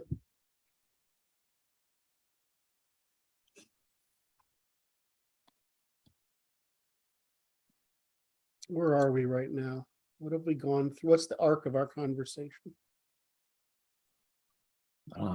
We just End up walk, in the same fucking place every time. we just walk people through 2024.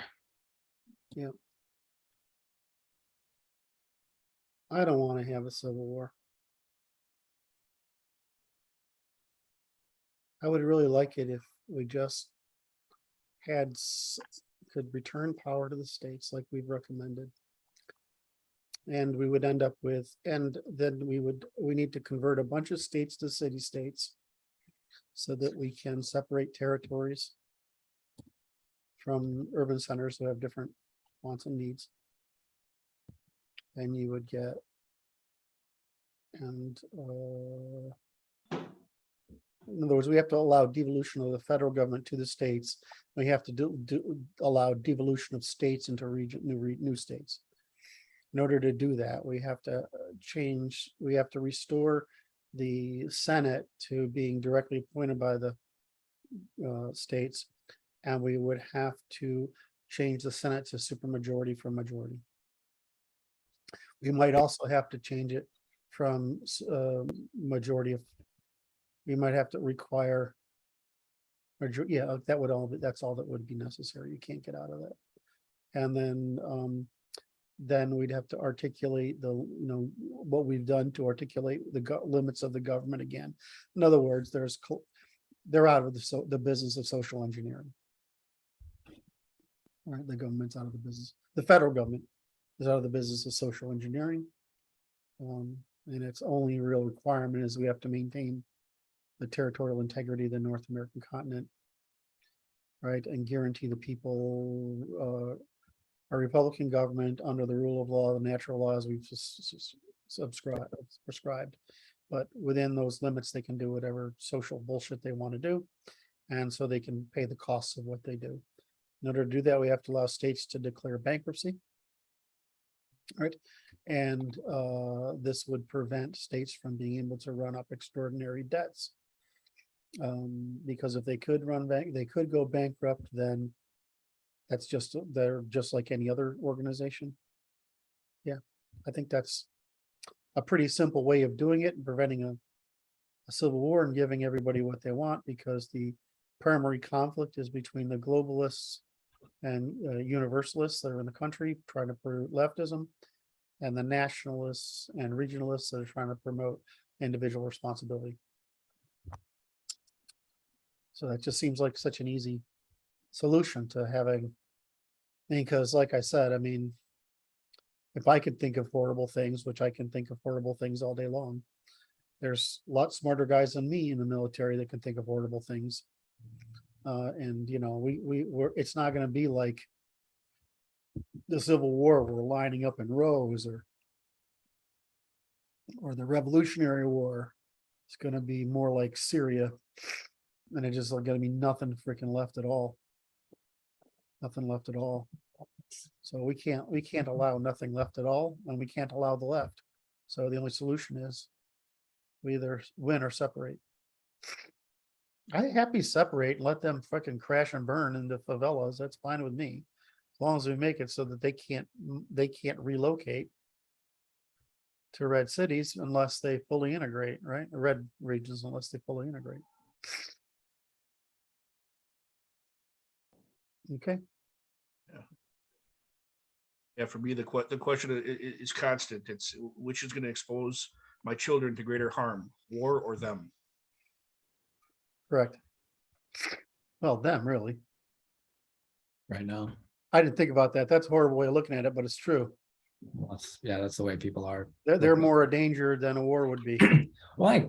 The people are defending politics and our system, and the system is waging war against itself, meaning anything that's Marxist that's just warfare. And if you're not teaching it in history class or in a class about warfare, like you're waging it. It doesn't look like it's anything different than that. And for instance, in my state, the Republicans had to gather signatures so that Massachusetts wouldn't give illegal immigrants licenses, which is where you get registered to vote in Massachusetts. When you get your license, they put you on the voter rolls digitally. And the Republicans had to collect 60,000 signatures in order for that to not be on the ballot. Yep. All right, well, they put a bunch of people to work doing nothing, proposing criminal legislation that they should have been brought to court for proposing. Should be illegal to propose illegal legislation. Yes. So here they are having us chase our tails for fighting their war against them. And the people chasing their tail, like they think that's their civic duty. So they're doing a moral good in their eyes by collecting these signatures, when really they're being baited by the enemy into warfare on the side of losing. Those are regular people, normal people trying to do the right thing. They're just in the way, getting mowed down by the enemy while their kids are being indoctrinated. They're collecting signatures during the day while their kids are at school with those teachers.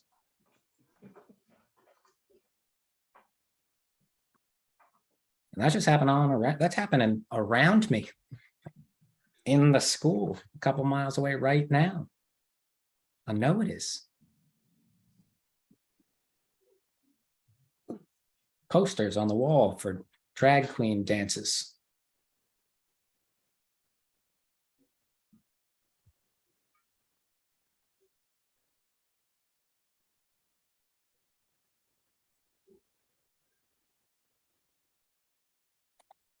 Can I try? I want to try something out. Can I try walking through it?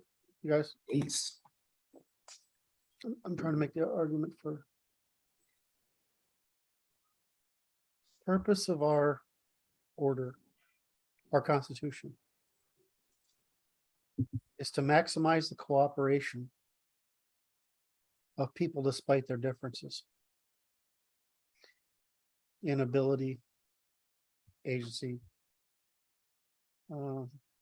relations and resources.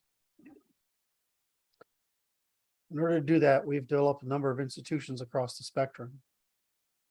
These institutions evolved for the purpose of training people into mindfulness, responsibility, and competency to work in what we call a civil society, where that certain word doesn't mean much to people, but what we mean it as, it produces commons.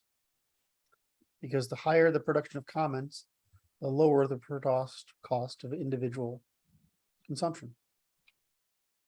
In other words, a high crime neighborhood is extremely expensive for you, whereas a low crime neighborhood is extremely cheap for you. A high trust economy is very cheap for you, and a low trust economy is very expensive for you. A high trust government is very cheap for you, and a low trust government is expensive for you. The same thing for the family. A nuclear family is very cheap for everyone, right? Because it maximizes the responsibility of the individual. And it's but a low trust family, which is what we have now, is expensive for everyone. So what the enemy did is they took from the beginning with, they looked at every single layer of cooperation, association, cooperation, production, reproduction, commons, polities, and warfare, the state. And they saw, and our institutions, which is church, or the production of mindfulness, morals and mindfulness, the civil society, our ability to organize voluntary groups for the production of commons, our local government, our governments, which is the ability for us to organize the production of commons, our macroeconomy, which is the ability to produce goods, services, and information at the lowest price possible for the individual, and our government and our rule of law. They attacked every one of those institutions, our government and even our courts. And so what they've tried to do is is the opposite of what we'd done in Western civilization, which is we tried to remove the costs of cooperation across the spectrum to lower the cost for everybody. This is what happened. This is Marx's problem with economics. He didn't realize that what we were doing was producing goods that were infinitely cheap, so that the bottom actually benefited most at the expense of the top. That's what happened. The top became relatively poorer. In other words, the difference between, and the bottom became relatively richer, right? And so we have this problem today of our biggest problem is obesity, and our biggest health problem is diabetes because of obesity. So the enemy's war is actually, it is a war done by design, instituted first by the Marxists, second by the Frankfurt School in particular, a war of sedition against the Constitution of the United States and the means of cooperation and the health, welfare, and happiness, in other words, of the people in the country, by the false promise that there was oppression rather than suppression, oppression of goods rather than suppression of bads. Now, I don't know how, I mean, in my word understanding, that's warfare. Now, we have traditionally in the West domesticated war to where we consider it a physical act, but that's not true. We just domesticated war over the centuries, and especially I won't go there. And then we developed economic warfare, which is made possible by the invention of the modern state and the fiat currencies and the modern system that we brought about. And we have traditionally had religious warfare, which is a social warfare. And we have traditionally had trouble with information warfare, but we do. I should probably reverse those: economic, information, religious. So right now what we have is a religious warfare, right, by this new religion. We have financial warfare by financialization against our people. We have informational warfare, and we have a war of sedition against our people. And the institutions are, this is because it's been possible to capture the the academy, the education system, the media, and the financial sector for the purpose of destroying the means of cooperation between our people and to profit from it. It's not only that they're destroying it, but they're profiting from the destruction of it. Why isn't that warfare?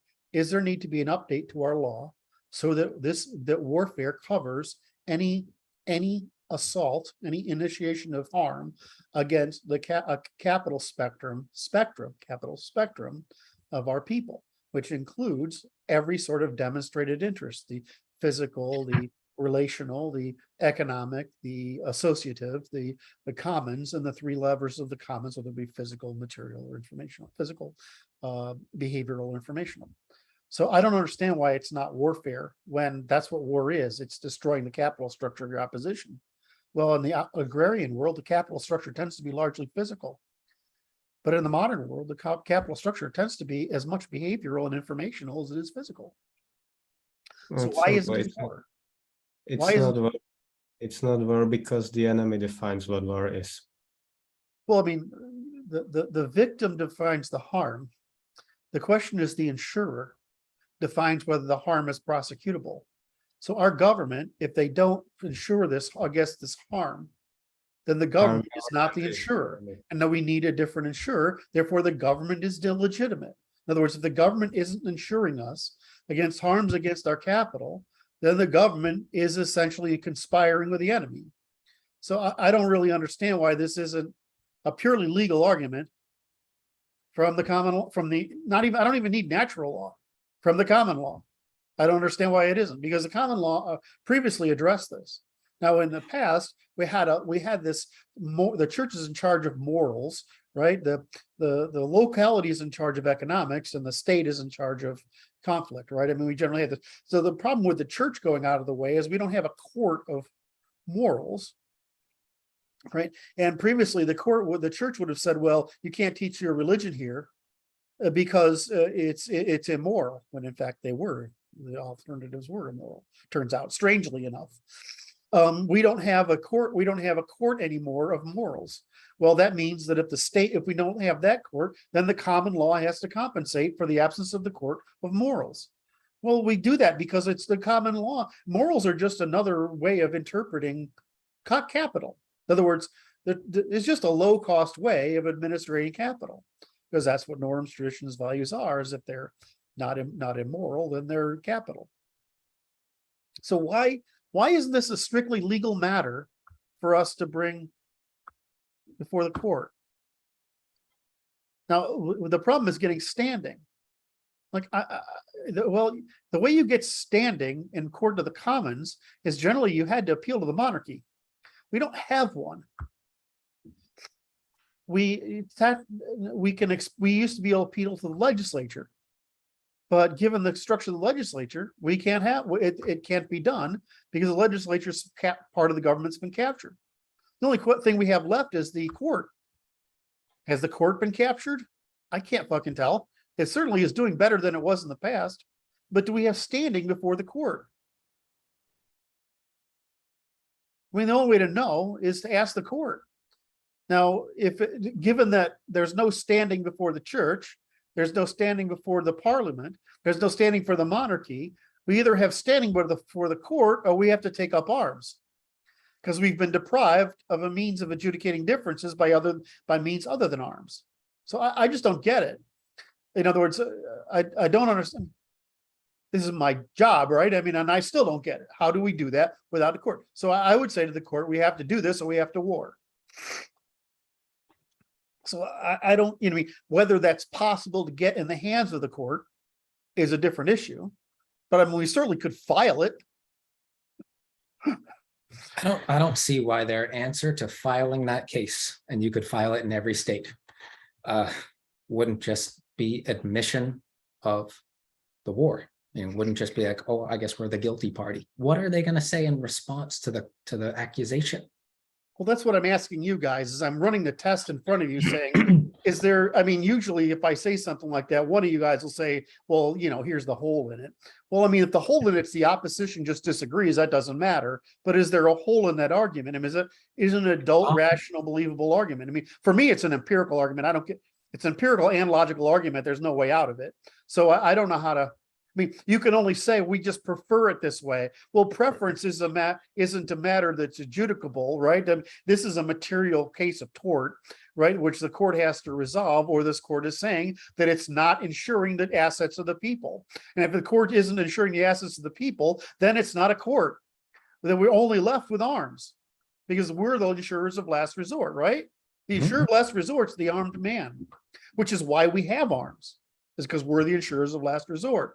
Just because political systems always calcify and fail and have to be, that's what he meant by the blood of liberty. It's just that political systems just not naturally calcify like every organization. It doesn't mean the people in them are evil. It just means that's the nature of all human monopoly organizations. Luke, I'm But waiting. I think they see that right now. The enemy see that right now, and that's why they're pushing so hard towards democracy being the solution, which is just our preference. We outnumber you, and that's our preference, which makes it good. And that they're political enemies right now. They're actually declaring that they are enemies of democracy, which your argument, it demonstrates the truth of that. You could have made 3 different points there. Try that again. Sure. They're using democracy as the reason why there isn't a legal case to be made.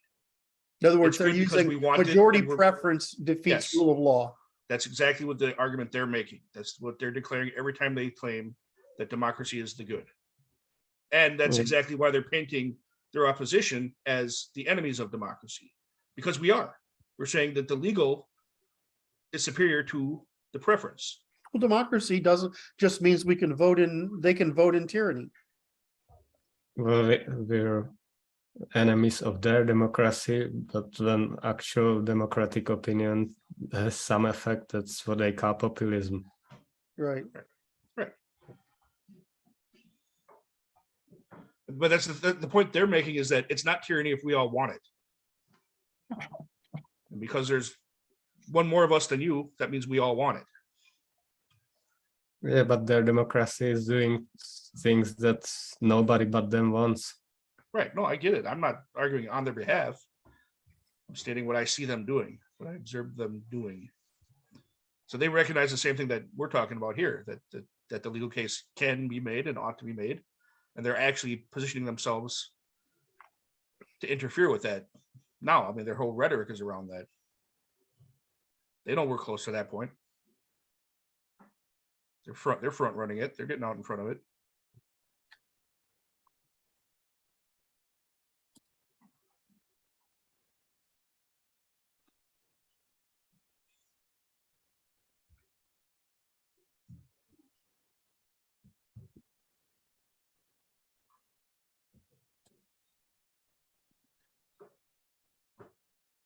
So that's their claim to legitimacy, Yes. Yeah.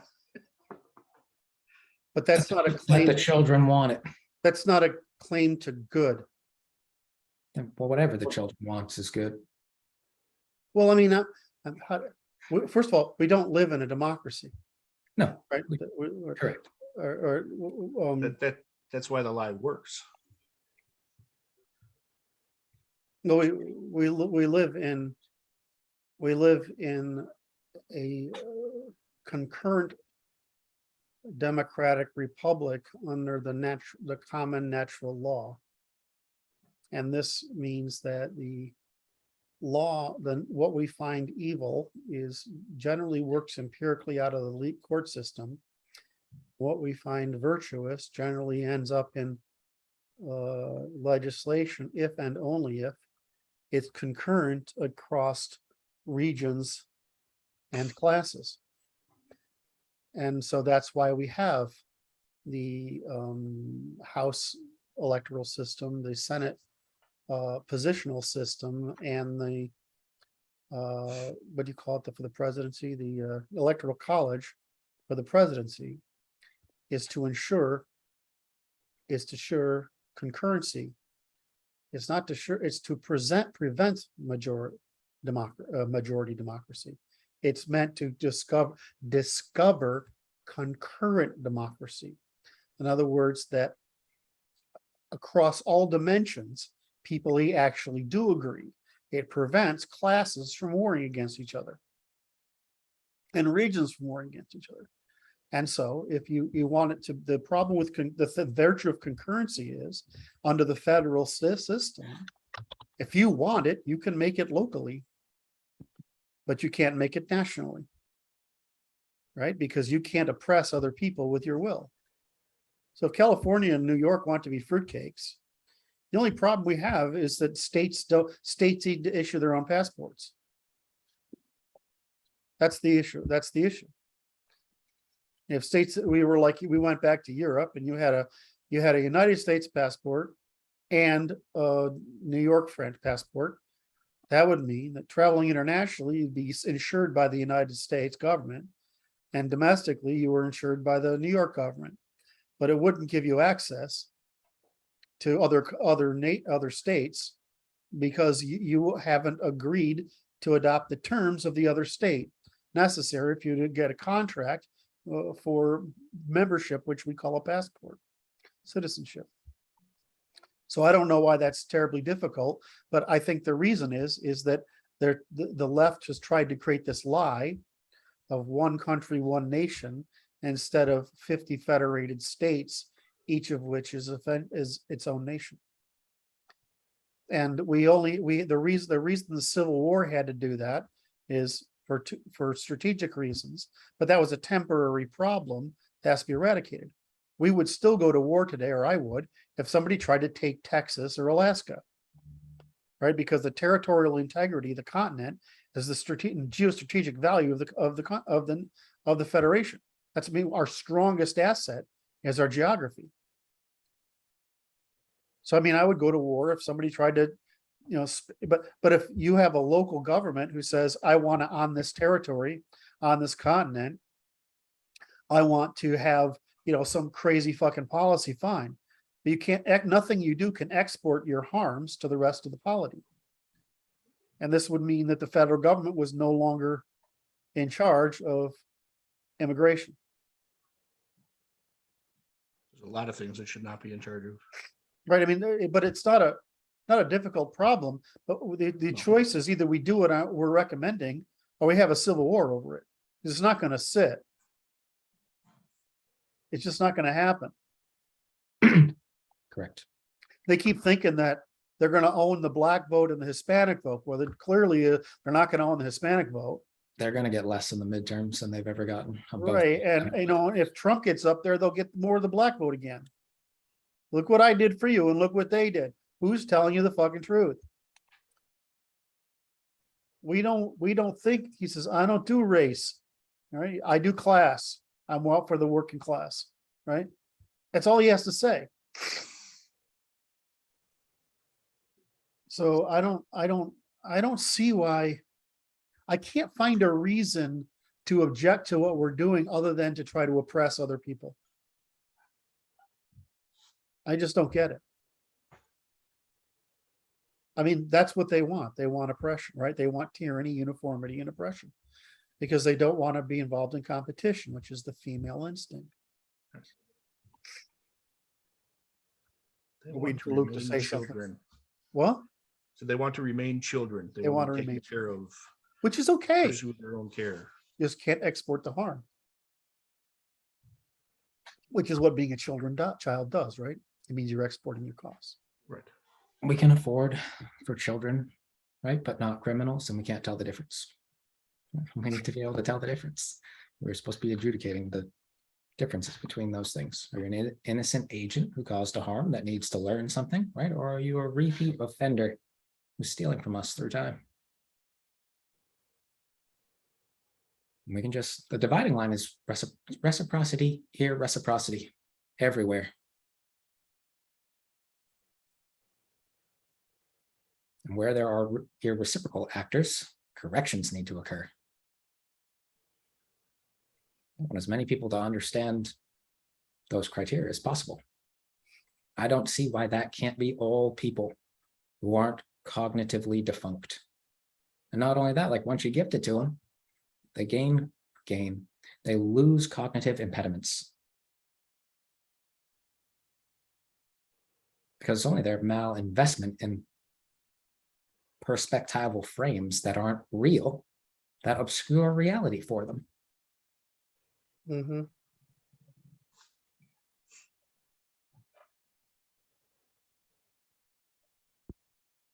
I have people, when they argue with you, will say things like, it seems like you're not taking my opinion into consideration here. Like, I am not, because it's an opinion, right? And I don't have to. And this is how it's going to be, or like this relationship won't go forward. How would you like that? Yeah, in other words, your opinion only matters in the case that we agree on means and ends. But if we disagree on means and ends, then your opinion doesn't matter because there's no us. Correct. I don't need to I only need to acknowledge or respect an opinion of people who already agree with me. If you don't agree with me on means and ends, politics, right, economics, politics, and behavior, then you're not, there is no we.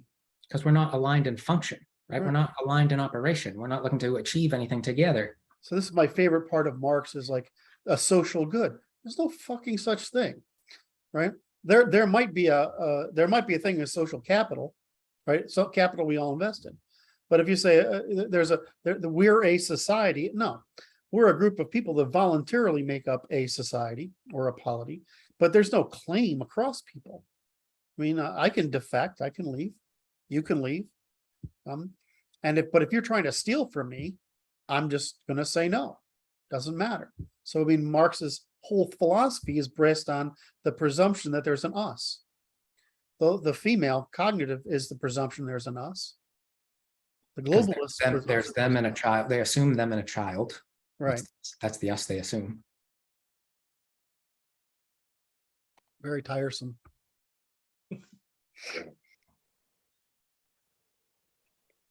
Well, I like all the conversations recently, they become circular because it's closed. This is closed. There's a right and a wrong. The people out there are doing it wrong. They're harming one another. The data is out now. Why do they Everywhere, think they know? everywhere. Why do they think they're right? They don't think, right? They just feel. They're not paying the cost of being wrong. Oh, I see. Yes, there's no cost to being wrong. They externalize the cost of wrongness over time. Right. And winning shows up as gambling against this place. Actors win here, and showmen and hustlers and politicians, snake oil salesmen, they all win here. So they think they're going to win out. If you ask Americans think they'll win the lottery. We're optimistic people underneath. Yeah, foolishly. It's beautiful. We're being prayed. It makes a high trust society easier. Yeah, But it also makes killing us. also a predation upon a high trust society. yeah.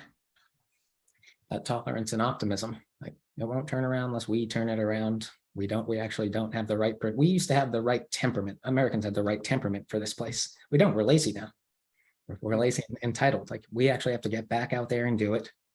If we all did it together, we could spread the burden thin and do it quick. But look what happens. Everybody who gets this wealthy gets this problem. Because they're not stewarding wisdom with their technology. Knowledge doesn't mean you know how to use it, right? Most people They have no system of measurement, so they don't know, Yes. right? They have no system of weights and measures, so they can't. Well, that's what that is, right? Because what people think they can replace belonging with belongings.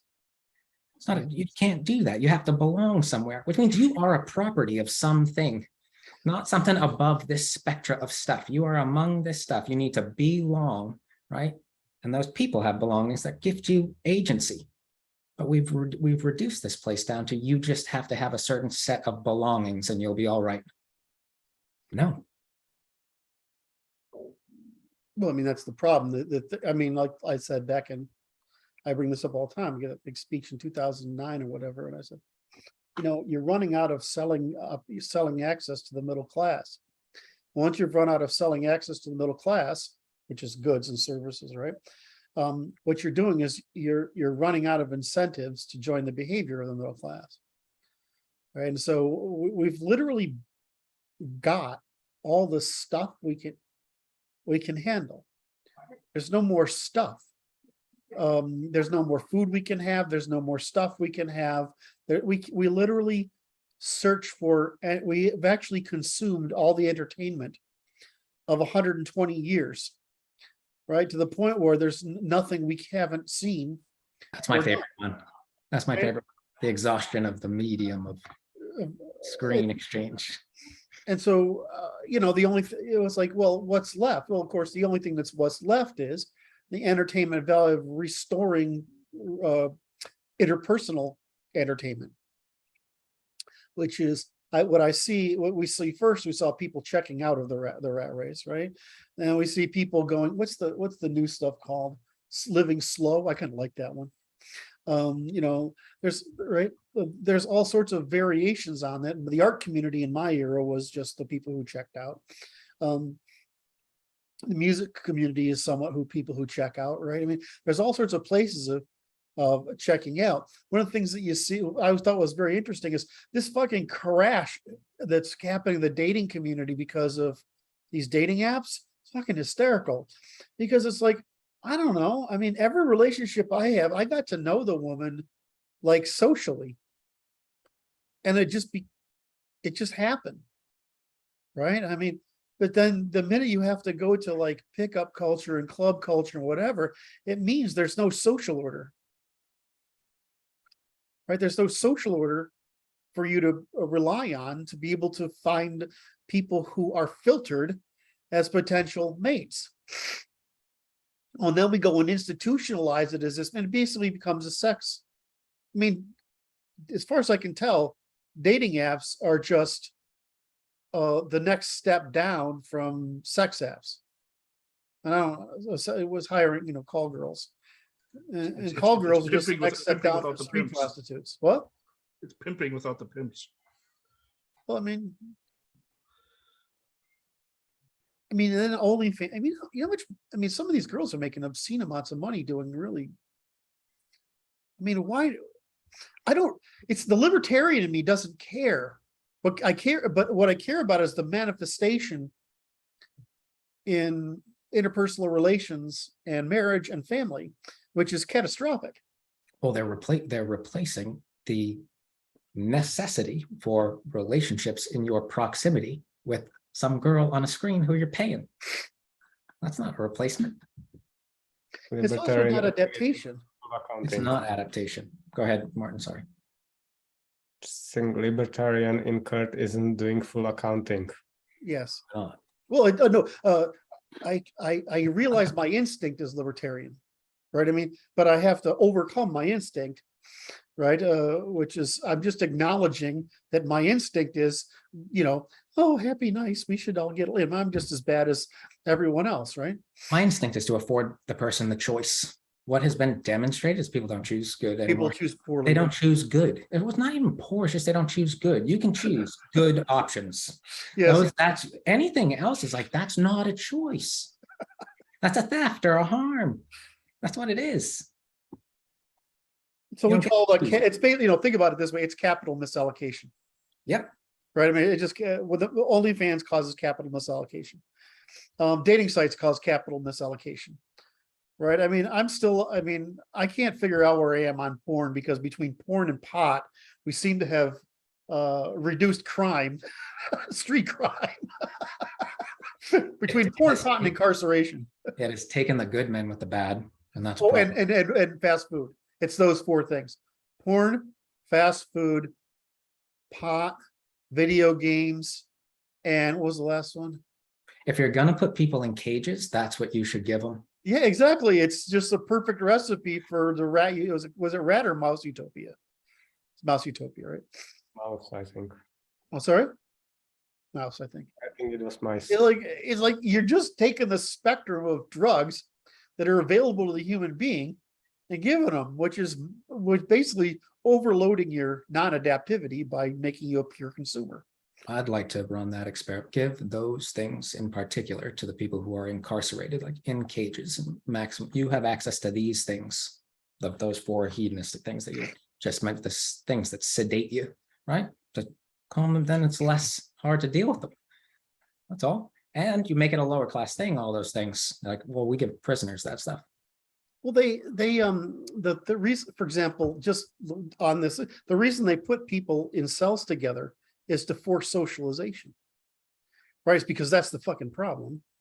Correct. Well, yeah, we're doing the right. If you want to reintegrate people, you don't put them in cages. You start the reintegration process. If you don't want to integrate people, again, you put them in cages. One terrible incentive you'd create with that policy would be that some people would want to get into prison. Can't be that expensive to have them in a cage and give them those things. Not compared to the harms they do outside of the cage. Yeah, but perhaps even otherwise productive people. That is the better case to make, which is what we were mentioning. Is it taking the good guy, is porn and drugs, right? Pot and so on. Is it taking the good guys out of the market? Because they'd rather, and it seems like it is. A lot of people would rather play video games than operate in the productive. I definitely see that. Sure. I definitely see guys who would otherwise work to socialize, check out. Mhm. No, I don't know. The decline in the masculine teamwork of the work environment over my lifetime is retrospectively pretty obvious to me. And so I view the present work environment demasculinization or feminization as creating stress that can only be relieved by video games. Yes. So the thing I noticed about video games, for example, like I'm like running this big company, right? Nobody knows who I am, but I would go home at night and I would play Counter-Strike with kids, right? Not kids, but guys in their 20s, right? All right. And they don't know me about it. And I get to tell dick jokes and shit like that for 30 minutes, right? And feel human. Right. And then you get out, they don't know me, right? So, I mean, I totally get it. Yet. What? They don't know you yet. Well, I mean, then you have what happens is like I had when employees would come and stalk me on, but I mean, it's part of that it's that socialization with men on man terms that is so enjoyable. And one of the problems it is in person, the class structure kind of screws over the guys at the top. Like if you're a highly paid nerd, right, technology nerd, which is the demographic I spend most time with. How do you socialize with men? Oh, it's hard. It's hard. It's actually hard. Yeah. And so that's why games are attractive, is you get to socialize with other men on terms where you're not it's like I can fake it well enough to go hunting, right? Which I've done, right? Fake it well enough, right? And I can fake it well enough, like in this forum, right? But I mean, if I've spent a lot of time faking it, right? But for a lot of guys, they're such nerds, right? That it's like there's no way to get the masculine thing other than the game, because it's suppressed out of you in every other place, and the manly men don't really want you because you can't join the physicality of it. That's why a lot of nerds get into rock climbing, a lot of guys I know, mountain climbing, rock climbing, things that are you can either do with women or that you can do that are they're outdoorsy, but not, join the local softball game.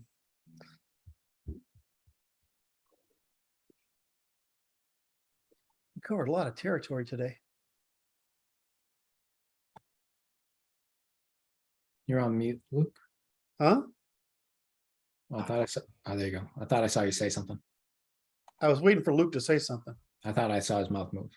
No, I just said it was a good run. A lot of ground covered today. So I learned a lot today. What I learned is something odd, which is I've actually learned we're beginning to reflect as a group recognition of where the polity is, and the enemy is recognizing where they are. They think what they're doing is demonizing MAGA so they can drive the election marginally to their favor when they're in a position of disfavor. What they're actually doing is telling the rest of us it's time for war. Yes. That's actually what's happening. That's exactly what's happening. So The other thing I got is Brandon's convincing me of this slowly over once is that the court case is possible. Oh, yeah, I mean, you got to poke at them. It's a pain in the ass. I don't like the court system, but we have to get in there in front of people who make judgments. Well, how are you going to judge on this? Given this case, like, what do you think? Because that reveals whether or not we can actually solve things. Because it's the place we adjudicate disputes. I'd like to rinse out all the effort to adjudicate the dispute with words before we stopped using words.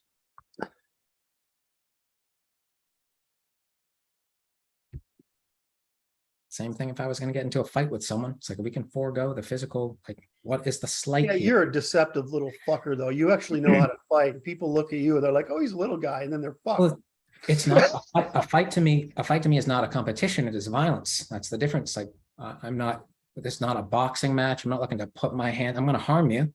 Yeah. Ask you if you want to continue. I don't like fights. I know that you can die getting punched in the head. Like it's just, I want to be here. I like it here. I don't like that people can't get along. It's not that hard. And what I found is the easiest people to get along with are like those who will tell you what they'll kill you for doing. They're the easiest people to get along with because you know their limits and they're all the way over there. And then you're free to negotiate whatever you'd like. We have people that signal they'd never harm you. That's a good way to become a victim. Because that's all you're signaling. You can take things from me. Our women get abused because they're tolerant and submissive. They get abused in the workplace. They get abused in relationships. They're not even disagreeable enough to hold themselves up. And we extract from them financially on top of that. I don't like what this place does to people. We have solutions to fix it that will demonstrably turn this place around. Like, and that's the evidence. You'll know because it'll feel better, look better, and you'll be doing better. And because you're not, your shit's not working. And that should be obvious to everybody. And if it's not yet, the next few months are going to tell them that it's time. I wish I had your antenna for that stuff. I just don't. All right, guys, this was fucking rock star material. Thank you very much. I don't have to edit anything. I only swore a few times. Don't think we said anything we can get arrested for. All right. Martin, excuse me, Brandon, did I cut you off or you want to say something else? No? You can end the recording. All right, I'll end the recording. This is again Thursday, September 15th. Thanks all. Like, subscribe, bell. Was it like? Is it like? Yeah, like, subscribe, bell, and comment. Oh, and comment. I'm not good at reminding people to do this stuff. How do I turn this off? Okay, stop recording.